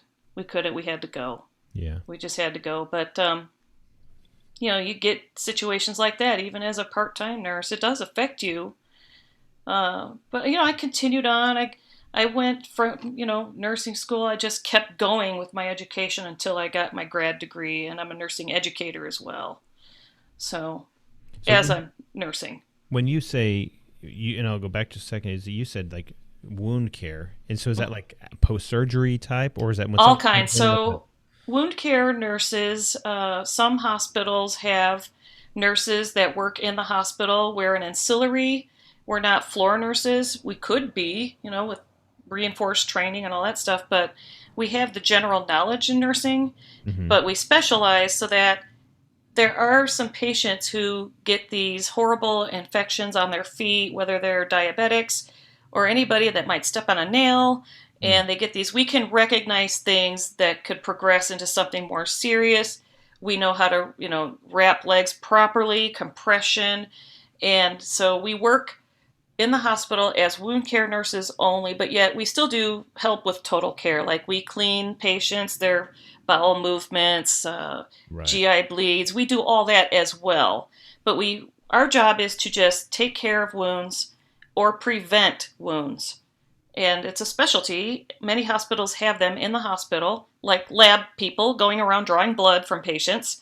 We're like that. We push around a cart, and we can work on any floor at any time.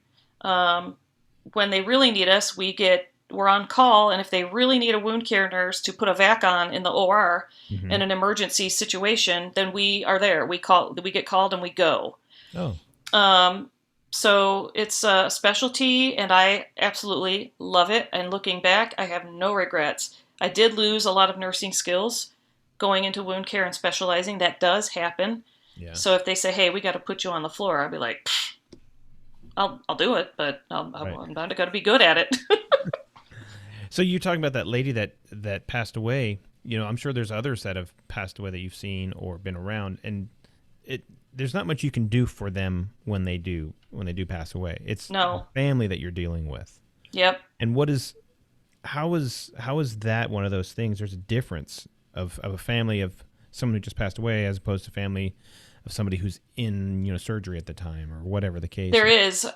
So it's an uncomfortable feeling at first, but your human being comes out, and if you have any empathy at all of a sudden you just naturally have this feeling for them. And when I was an aide, this was before I was a nurse, I took care of a lady. She was 97 years old. Her name was Virginia. And I took care of her in her home, and we became really good friends. I actually fell in love with her, not like a man-woman fell in love. Right. I loved her. I cared about her deeply because we bonded and we'd cut vegetables together and everything. I had to leave taking care of her because I got into nursing school. And that's intense, so I couldn't take care of her anymore. I'd leave my job. And I still visited her. Her family put her in a nursing home after I left because they didn't like anybody else that was taking care of her, and they couldn't take care of her, so they put her in a nursing home. It was actually like assisted living, so I would go visit her once a month. And one morning, I was taking a shower, and I had this horrible chest pain. I felt this heaviness in my chest, and I started getting really anxious. I'm washing my hair, and I just oh my gosh, I need to go visit Virginia. There was something just telling me, go visit Virginia. Go see her. Go visit. And I was getting ready. I was like, I got to go see her. So I had nothing else on my plan for the day, and I headed out there. I went and stopped and got some pie and some flowers because she loved pie, and nobody else would give it to her. Sure. You're 97 years old. She's getting pie, damn it. Who doesn't like pie? She's getting pie. Yeah, she's getting pie. I don't care what anybody says. Good for her. So the assisted living folks knew me because I would go there to take care of her when I was on the clock. I'm sorry, she was in the nursing home when I was still taking care of her. Then I had to leave. Sorry about that. Right. I had my facts wrong. But then I had to leave. They knew who I was, and they saw me. I guess they saw me. Somebody was walking by the big doorways, and they saw me coming, and they got me in the hallway, and they said, Virginia just died 20 minutes ago. And I was like flabbergasted. My heart like felt this thud, like a sinking. Yeah. And I sat down, and then they were, being emotionally supportive, and I said, well, can I see her? I knew as an aide that you can do that. And they said, well, the family's on their way now. And their family came walking in. Her family came walking in. They saw me and they grabbed me and they pulled me in the room with her. And I said my goodbye. Right. And that felt so good. And I gave them all hugs. I knew the family because when you're an aide and you're in their house taking care of them, and then onto assisted living, family's always around. And they knew and they liked what I was doing for her. She was happy to have me as her caregiver and all that stuff. We got along so great. It was like a blossoming relationship. It was fun to watch and it was fun to go through. And I was her companion. And I get my job done. We just sit there and talk about the old days. I love anything nostalgic, and I would talk about the old days. What was it like, Virginia, when World War II was going on? What was it like for you? And what was it like not having color TV? I mean, we used to talk about all kinds of stuff. Right. But her family brought me in, and I kissed her on the head goodbye. And I went home, cried and cried and cried. And I had this vision of her in that same deathbed, but she was younger. And I don't know. It might sound a little corny, but maybe she was reaching out to me somehow spiritually, letting me know that she knew I was there, and everything's going to be okay. Don't worry about it.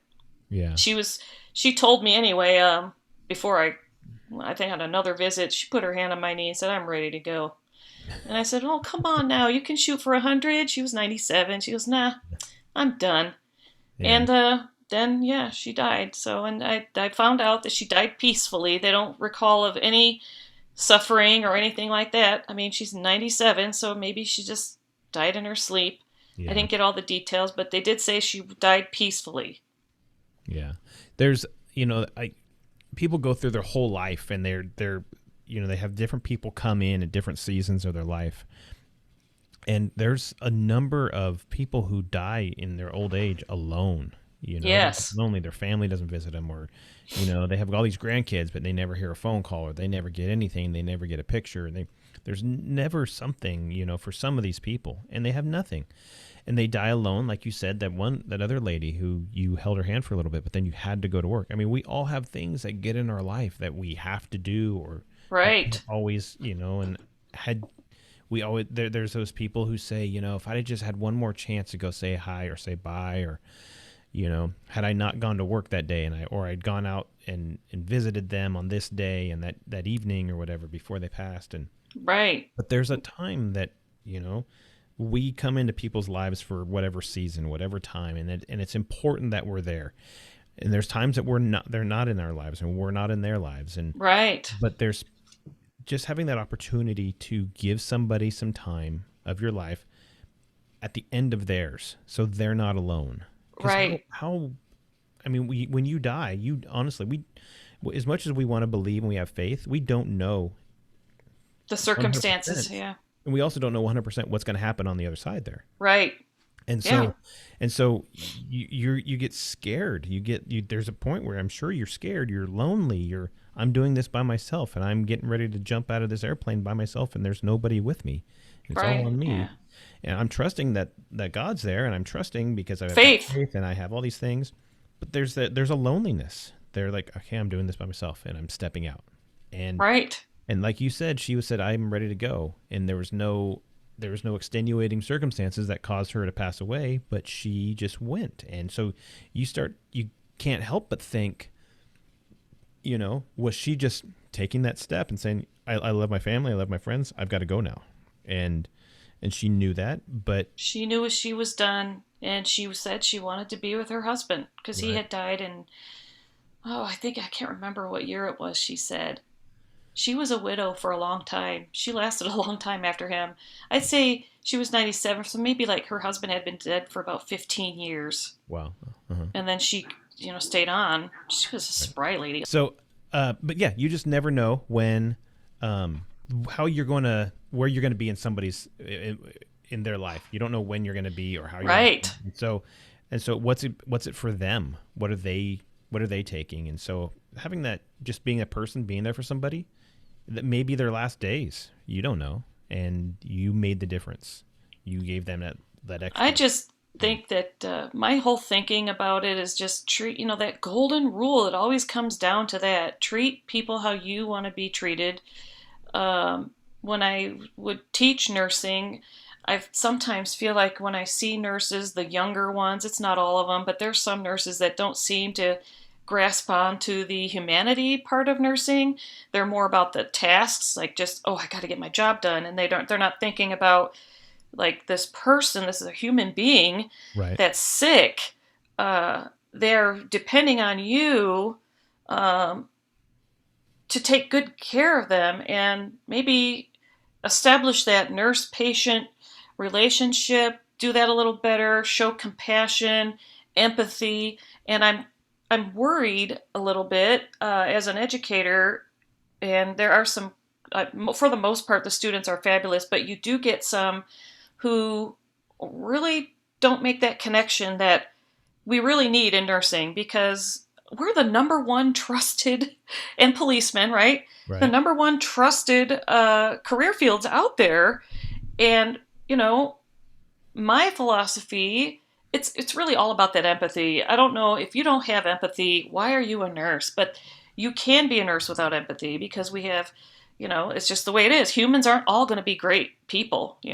Right. Right. A And lot of and times we so, just want to check boxes. We want to just, I got work to do. I don't want to get yelled at by my boss, and so or I'm they just have gonna other do it. goals, and then they don't, or maybe they have a hard time dealing with patients' issues. Yeah. They just don't want to deal with that. And I don't mind picking up the heavy weight of some patients' issues. I like to help patients. I like that. Yeah. I want to help them. It's I don't know. And I'm a wound care nurse, but my teammate and I, we, like I said, we work at all floors of the hospital. We approach people in behavioral health that have psychotic issues, heroin users. We have a wide variety of patients that we deal with. Hmm.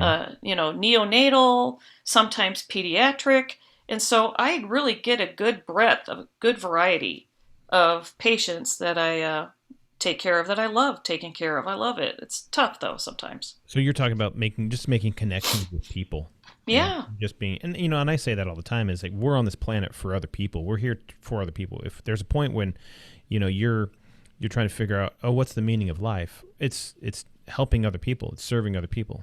And the minute you start doing that, that's when you start realizing that you're doing what you're supposed to be doing. I just feel like it's my obligation, Right. way back from when I did what I did with my brother, and I just want. I have this over. I don't know what do you call it. I just want people. I want to make a positive influence on people, and I Absolutely. just want to help them. And I'm not perfect. I have my moments. Don't get me wrong. It's just that um, I think that's where I belong. I think I'm exactly where I belong right now in my life. There you go. And I think it's all about our intent. What's our intent is to do good. We Yeah. want to try to do good. If your intent is to, I'm actually trying to uh, do this so I can get, garner favor because of this, or I can get some stuff because of this, as opposed to just doing it because it's right. Yeah. It's a big difference. Now, Yeah. you said that in doing that, you also, like, you made all these connections with all these different people, and then there's some other people, these Korean war vets that you met. Oh, this just happened recently. One of our patients at the wound care center, I took care of him for the very first time. I think it was like last month. I help out the wound care center. I don't work there all the time, but I used to, and they know me over there, so they call me for help once in a while Right. to do wound care. And this is a clinical situation, not in a hospital, so outpatient centered. Mm-hmm. And I met this patient. His name's Bill, and I got to talking to him. I said, "Hey, I always love to just find out people's story. And it's a way to bond with your patients, and they love to talk about their story. And I want them to do that. It's I believe in this reminiscent therapy. I think it works. And when you got somebody, he's completely lonely. He's got no one. Wow. Everybody's dead. Everybody in his whole family. I don't. He never talked about kids. I don't think he has any. He's been married twice. Both of his wives, first one, and then he didn't have them at the same time. I'm in Utah, so no. Sure. Okay, he's from New Jersey. He didn't have no polygamy there. Yeah. And it's not always in Utah. People think Utah, they're all married to more than one wife. That's not true.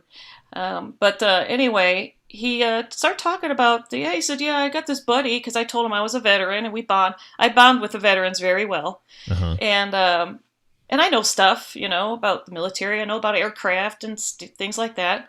But we started bonding, and I said, so tell me about this veteran. He said, oh, yeah, we had a good time. It was in Korean conflict, and we met each other in boot camp, blah, blah, blah. And I said, I think maybe I can find him for you, because with the internet and everything we have available to us now, it's not very hard to find people. Right. It can be, but it takes some work. But, I cannot find my recruiter, no matter what I try. But anyway, I said, let me look. And so I looked up, I sent it out in my podcast. I had a couple other podcasters trying to find him. I got on Ancestry.com. I had to resubscribe because I used to be a subscriber. So I paid $25, Right. to resubscribe. And I looked at Marine muster calls during the Korean conflict. I looked up his muster call. And then I looked up Michael Graver's, and they aligned when it came to the time frame, but they both had different careers. So they were on a different log, but the time frame aligned and the location. Right. And then I just went through Ancestry.com. I did some digging, and I narrowed it down to this one Michael Graver. I went back to Bill, and I saw him later on last week, and I said, okay. I said, here's the information I found. I actually got Michael Graver's phone number. I found it, and his address. I said, I texted the phone number. I told this to Bill, but I had not got any reply. I said, look, he's 80-something years old. I don't even know if he knows how to use a cell phone. He doesn't. Yeah. Yeah, I said, somebody might get this text. I said, Bill, but I don't know. I said, I'm 90% sure this is your guy. I gave him all the information, and I just got a text from one of our providers at the wound care center yesterday that Bill came back for his weekly appointment, and he was really happy, and he was very appreciative of what I did for him, because he did make a connection with the nephew of Michael Graver, but I didn't hear anything about whether or not Bill had actually talked to Michael Graver. I think maybe Mr. Graver, Korean War vet, might have either Alzheimer's or Parkinson's, because the nephew was talking to Bill and not Mr. Graver, who, my understanding, is still alive. Right. So I still need more of the story from Bill, but I have to wait until I go see him again, Sure. But my provider was really impressed by the work that I put in. He was like, wow, that's so cool. And I was like, really, I just wanted him to not feel so lonely anymore. Right. And that's the idea, is you want to help these people who can't help themselves, and that's and like I said, you never know. A lot of times as folks get older, all their friends, they start seeing all their friends passing away, and they see family getting distant, and they see all this different stuff, and they're not able to keep up sometimes with their grandchildren or whatever, and they're not always, and technology is taking off, and they don't see. I think I just felt like I got to do this for this guy. He's got nothing else to look forward to. Nothing. What has he got to look forward to? He's got nobody. Right. Give him something to look forward to. Yeah, it might. Along those lines is I was talking about Ron a little bit ago, and before he passed away, he actually was with another guy who eventually he also passed away with cancer. They both have since then. But there was a guy that they knew of who was being buried at Arlington, or not Arlington, but at one of the national cemeteries here in Oregon, and he was a vet, and he had zero family to be there for him. And yeah, they're putting his urn in the ground and all that sort of stuff, but right. But the whole idea is that there was nobody there. And so they said, we're going to honor this guy's memory, things that he did, because they had gotten to talk with him and did all this stuff before he passed away. And so Yeah. he'd passed away, and they were the only two, aside from the guy that was the workers there, that were there to remember this person. And if you're Yeah. not there to help at least have some memory of these people, Right. there's so many people that do so many things and that they get unnoticed. Well, some that don't want the notification or the notoriety. And There are people that are like that. Yeah. but the other side of it is their story, and I mentioned this at the beginning, is your story has a lot. There's so much that what you did and what you have in life that can speak into somebody else's life that has to be remembered. It has to be told. You weren't here just to suck oxygen and eat food. Yes. You were here to do more, to develop and to encourage others, and And like with Bill, he had this like, whatever happened to this guy? He's been thinking about him for years. We're talking since the Korean War. Yeah. He's been thinking about this guy. Just think, not I like closure on things. I want to know what happened to this or what. And he's been going on thinking about this guy for years, and nobody's helping him find him. Right. And I was like, I gotta find this guy. I have to find this guy. Whether he's dead or not, I need to find a grave marker. I gotta find an obituary so Bill can get closure on this. Sure. Like you said, though, there are people who just die with nothing left. One of the worst experiences I had, this was back when I was an aide, was going into a nursing home as one of my clinicals, and you see these people, they end up in these nursing homes after a fulfilled life of achievements, of heroism, who knows what. Right. And you see nothing in their room but like a picture of them with a naval cap on and their naval uniform. Mm-hmm. And then is that what it comes down to? It's so sad. That's it. After everything they've been through, they're in this cinder-blocked room with a mattress on the floor. Right. It's all horrible. All the worldly stuff, the things that they've ever gotten, or pictures of the family, and all these, or it's shadow horrible. boxes, and all these things, and they're in a storage unit somewhere. Yep, and it's horrible, and nobody knows this Yeah. person's story. It's just awful. Absolutely. I hate that. I can't work in a nursing home. I can't. I couldn't either. It'll just kill me. I just can't do it. It's too sad. Yeah, and it's so frustrating that we're so quick to just brush those who have gone before us aside, and we got things to do. We got to keep moving ahead. Yeah, I hear that only Americans do this. Yeah, That's what I heard. I don't know where I heard that from, but I heard that we're the only ones that do that. I wouldn't put it past us, but whatever the case is, there's so much that can be learned from lives lived. And, I think everybody's story needs to be told. Yeah.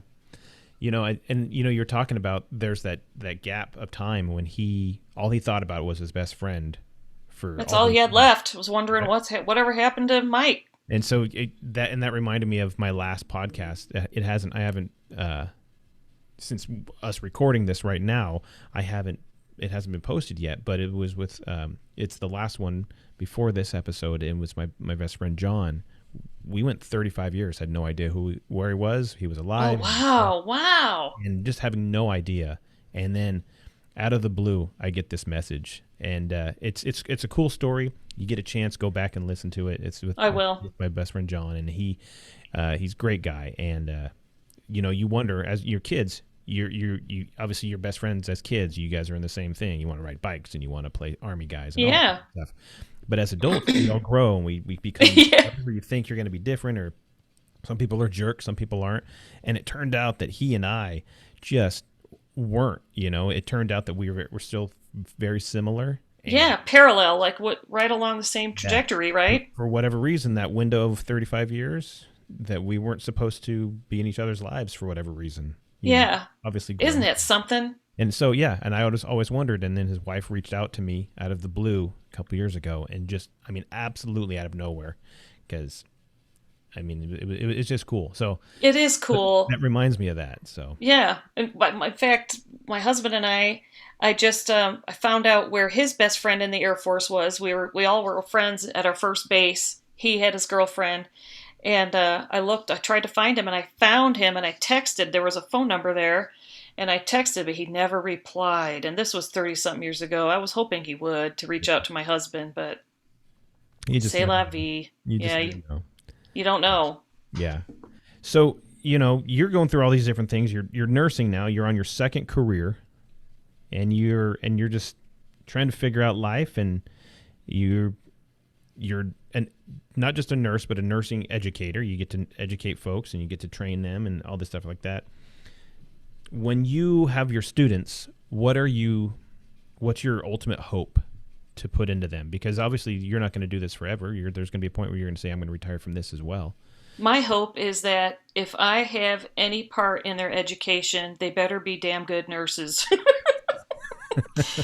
I tell you, sometimes I get students I question. I'm like, why? Why are they even in the program? For the most part, we've got really good people going into the nursing field, but you get some knuckleheads once in a while, Yeah. But my goal is to look, like I said before, like in the Air Force, my nursing education, the way I was trained, I had great faculty. It's all about paying it forward. I believe that Right. wholeheartedly. If you had been inspired by some great teachers in nursing, then you are going to be like them. You're going to pick up that style. You're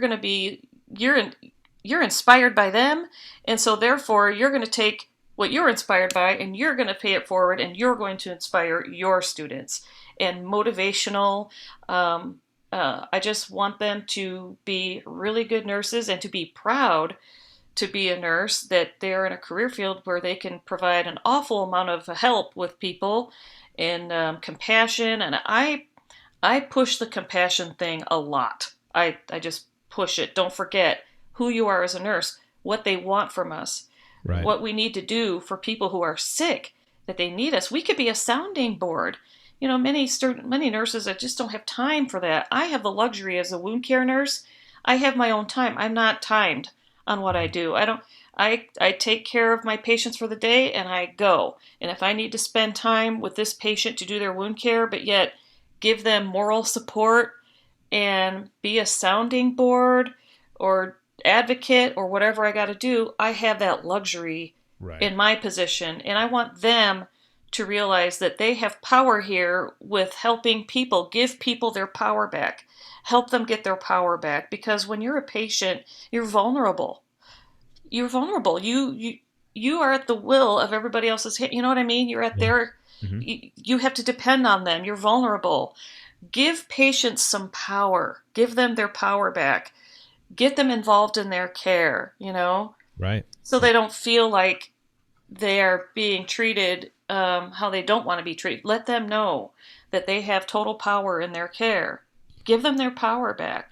If you can, because some of them you can't, Sure. They're dementia and all that stuff. But at least get them involved in their care and tell them, and be a sounding board for them. Oh my gosh, there's a couple times I would do wound care on someone in ICU and they're intubated, but they're awake. So that means they have the breathing tube. Right. I could count maybe 5 times where they'd grab my hand. They can't talk because they got the tube in, but I could see their lips move. Help me. Yeah. Help me. That gets me because I don't know what I can do to help them. So I start doing yes/no questions. Do you need help with your pain? Nod yes or no. Do you need help getting a hold of family? Do you need help? So I just keep investigating. What do you need help with so I can help you? And sometimes I can't help them. I have to walk away. Yeah. It's hard. But when they do that and they look at you dead in the eye and say, help me, it's like, oh my gosh, what's going on in their head? Change my tune. I got to make sure I got to do something. Like they're struggling here. I need to help them. It's hard. Do you find that those that you do empower to be able to take care of themselves, or you go to do the wound care, and then you empower them to get them actually they have a hand in their own getting better? Do they get better faster? Do you see them healing faster? Or when you make it their own thing, is it more powerful? The one thing that I can do, and I'm not going to brag, well, I am bragging, I'm a really good educator. And so I think education, number one, first of all, if a patient doesn't understand the underlying cause of their situation, then it makes it harder for them to adhere to or comply with the recommendations we make for them for a better healing process, right? Right. So what I do, my philosophy is I need to explain to them what really went down with their wound instead of just telling them, you have this, we're doing this, you're done. Okay? That's Right. not me. Me, I go through, I use the dry erase board, I put it in their terminology, like eighth grade or lesser. I don't use these big jargon medical words. And I tell them stories like of their body, I like make their cells like humans, like little personalities Right. where I kind of reenact the immune system. Hey guys, we need to go help this guy. I do it like in a way that's enthusiastic and animated with my education Hmm. because as an educator, I learn that the way we educate is really like everybody's a different type of learner. Most people, they like to learn by visualization, using animation or pictures, movies. People learn better that way for the most part, I think. And so I use that in my education. I want them to understand their disease, why it affects wound care, and I explain everything to them, those who can understand, because some patients I just can't talk to them because they're so demented or Right. so confused that you can't really do much. But education is where it's at. Educating the patients, know, explaining to them why they're going through what they're going through, because then they'll do what we need them to do to get better for a better Right. healing process. Right. Right. You you told me that a lot of you actually mentioned at the very beginning is that you did a whole thing where you're looking at leadership and There's all my this other dog. stuff. Yep, go ahead. He's bugging me. Sorry. That's all right.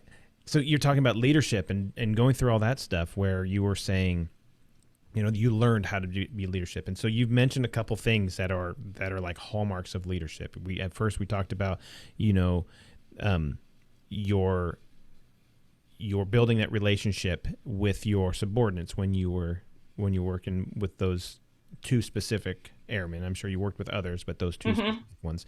And then you're talking about how you wanted to work as a team, and then you're talking about how you have to explain the why, and you like to explain that and help people understand what it is you're requesting of them and that you're going to be doing for them. Yeah, if we don't explain to them what's going on, what are the odds that they're going to take the advice that we give them and their discharge orders when they Right. don't understand? They need to understand.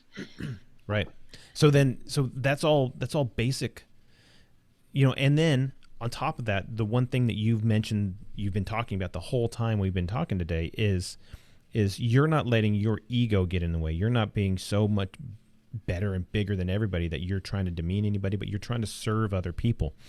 All those things are hallmark of leadership qualities, of things that people say, hey, those are all leadership. You put others first, you explain the why, you lose your ego, you build relationships. Those are all leadership qualities. And so not only that, you're taking all that stuff and you're serving other people, you're putting it into other people.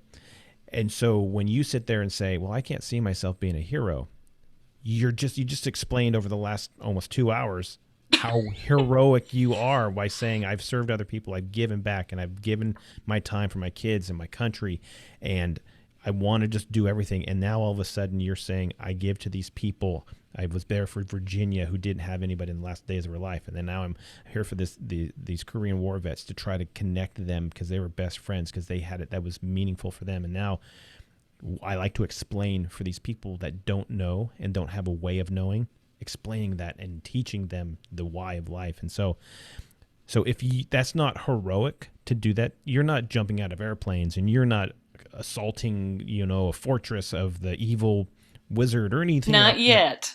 Right.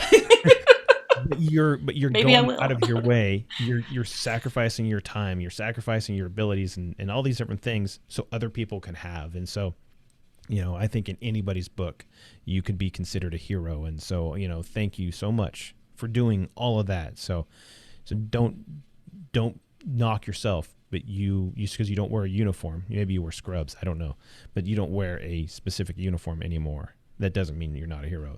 Well, thank So you very much for good that. job on you.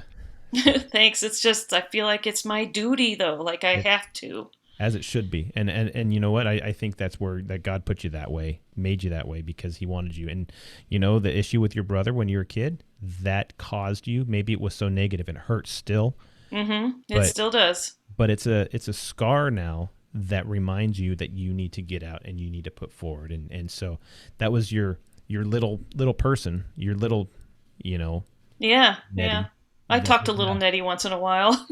talking to adult Nettie saying, "Hey, we got to do this. Remember? Oh, I Yeah. do remember that." And so you lose your ego with that. So, and that's great that you have your. What's cool is you have your own podcast that you're talking about all this stuff with, and you All kinds of stuff. never run out of stuff to talk about. And No, so that's not yet. super cool. So, um, I'm gonna switch gears and just let everybody listening know that if you wanna support us or you want to get talking with us or anything like that on the What's a Hero podcast, you can get a hold of us on LinkedIn, or at least hold of me on LinkedIn. You can get a hold of us on Twitter and Facebook and Instagram. I'm on there. And the What's a Hero podcast is always there checking social media. Not that he likes doing it, but that's what he gets to do. Because because I like bringing the podcast to everybody and getting it out there. So, if you do have also, I guess if you were trying to figure out, hey, where can I hear more of the What's a Hero podcast, you can go to just type in the What's a Hero podcast.buzzsprout.com, and that'll take you to the website. That'll have every one of my episodes on there. Additionally, it will have links to all of the podcast platforms that we post to, which is pretty much every one of them. So if you want to get on there, you can and just download each episode. Downloading's cool. I know everybody can just listen to it on the website, but it's downloading numbers helps us, and it makes me look like I'm actually doing something. And I know where everybody's listening to us from. So I got one from somebody from the Philippines and Malaysia the other day. Somebody's downloading from over there. So I'm like, oh, Wow. that's cool. I know Buzzsprout is really cool because you Yeah. can see some of the weird places people are Yeah. listening. I'm like, wow. Yeah. I got a guy from Moscow, or maybe it's a girl. I don't know. If But you mention anything military, you are guaranteed to get Russia listening in. Trust me, yeah. because every time I talk about the Air Force, somehow they are on there now. It's like, Oh, I see. I think it's more of a, Some you kind of never know. algorithm. Oh, yeah, it's Sort of spying. They're thing. just listening in to make sure, see if we're telling any secrets. Right. But the ones that I get from various states and Yeah. all over the country, and where I know people live, or even the people that I don't know where you live and that you're listening to, I'm like, oh, hey, that's cool. But I know people that live in Europe, and so I've got a couple downloads from Europe and stuff. So great. It's fun. It's fun. I like it. So nevertheless, get a hold of us if you have questions. Yes, that's cool. But I also want to kind of encourage everybody to, send in just a little story about what it is how you serve somebody, and that doesn't have to mean that you're a first responder or you're in the military or anything like that. But hey, we had this thing where I don't know, there was this kid fell in the river and I jumped in, I saved his life and all this stuff. Tell that story. Absolutely. Tell them. That makes a huge difference. And if it's cool, I would have no problem reading it on the podcast, and we just kind of showcase that. So, but you can get a hold of us that way. Nettie, do you have anything you kind of want to just kind of close with? Any final thoughts you got that you I just want people, we're kind of in some trying times right now in the world and in the country, and just know that no matter what you're hearing on the news, for the majority of Americans, we're all very good people. Don't let the news get you all depressed and let them spur some kind of hatred in you or anything, because I think that's all just to get ratings. We are a really good country. We've got great people. We're a good blend of different cultures, and we should embrace that and not let division from the media or politicians take over your thinking on how people are, because for the most part, we are all very good people with just a few little rotten ones that we can take care of, but don't let it get you down. You've got to keep going on and be a good person and do your part, Absolutely. do your part. Absolutely. So where can people find you if they want to find out anything about Nettie and or Babblebabe herself? Well, I have my podcast at Babblebabe on any platform, and I'm on email. I'm babblebabebb@yahoo.com. I'm also on Instagram at babebabble. I do have an explicit podcast, So I do use profanity once in a while, but it's all really, really, it's nothing bad. Trust It's me. And I nothing try more to than make you it, said here, I'm guessing, right? yeah, yeah. And I try to make it fun. And sometimes I get serious. I have a variety of topics. So if you just scroll through all my episodes, you can kind of pick something that maybe you could relate to. And that's what I want to do is try to relate to people. And like I said, I feel like it's my duty to give people information, um, and let them know. You never know. Like I learned from you, you could be learning from me. We could all learn from each other. Everybody's got a Right. story Yep. that you could learn from, and I want to catalog my life because I'm 56. I probably got like 35 years left, and I use the podcast as a way to let my family know that don't really know me that well because I was in the military most of my life. They Yeah. didn't really get to know me as an adult. So they have this. So if they ever, want to know what Aunt Nettie was like or my mom, and at some point they're going to want to be interested. I'm curious. I never really got to know my mom as an adult. She died, so I don't really know. I didn't know her that much as an adult. I wasn't home that much. And when you miss something, you learn from that, and I don't want that to happen to my kids or my family. Right. Right. No, that's cool. That's cool. So now everybody has two podcasts to listen to. Yes. Good. And so if you want to check that out, absolutely go check out Babblebabe, and it's a fun podcast, and it's just the same person we've been talking to here on the What's a Hero podcast. So I do want to put a shout out to all our first responders who are out there making sure that we can sleep soundly at night, and we know that Amen. we're safe in a great country right here at home. And so if you're out there, you're doing the job, you want to do the job, or you're retired from doing the job, thank you so much. And that's from our police officers to our firefighters, our EMTs, and our frontline nurses and doctors who are seeing a bunch of crazy stuff coming in the ER, and our teachers who have to deal with kids who are trying to figure it out, ones who think they've already got it figured out, and then parents who act no different than their children, or are the positive ones that help you out. Either way, our teachers, they put out so much. So thank you guys, and to our veterans who are out there making sure we are safe at home here by being other places, so they don't come here and cause a bunch of hate and discontent here. So Right. we have enough of it, but you guys are over there sacrificing your life, your time, your everything, just so America can stay America, and we appreciate that. So I want to thank you guys, and we look forward to listening to you or hearing from you, and hopefully you guys are still tuning in to all the good stuff that we try to put out here on the What's a Hero podcast, and we will talk to you next time. So for Babblebabe, a.k.a. Nettie, and for me, Ken Fraunfelter, we have been the What's a Hero podcast, and we are clear.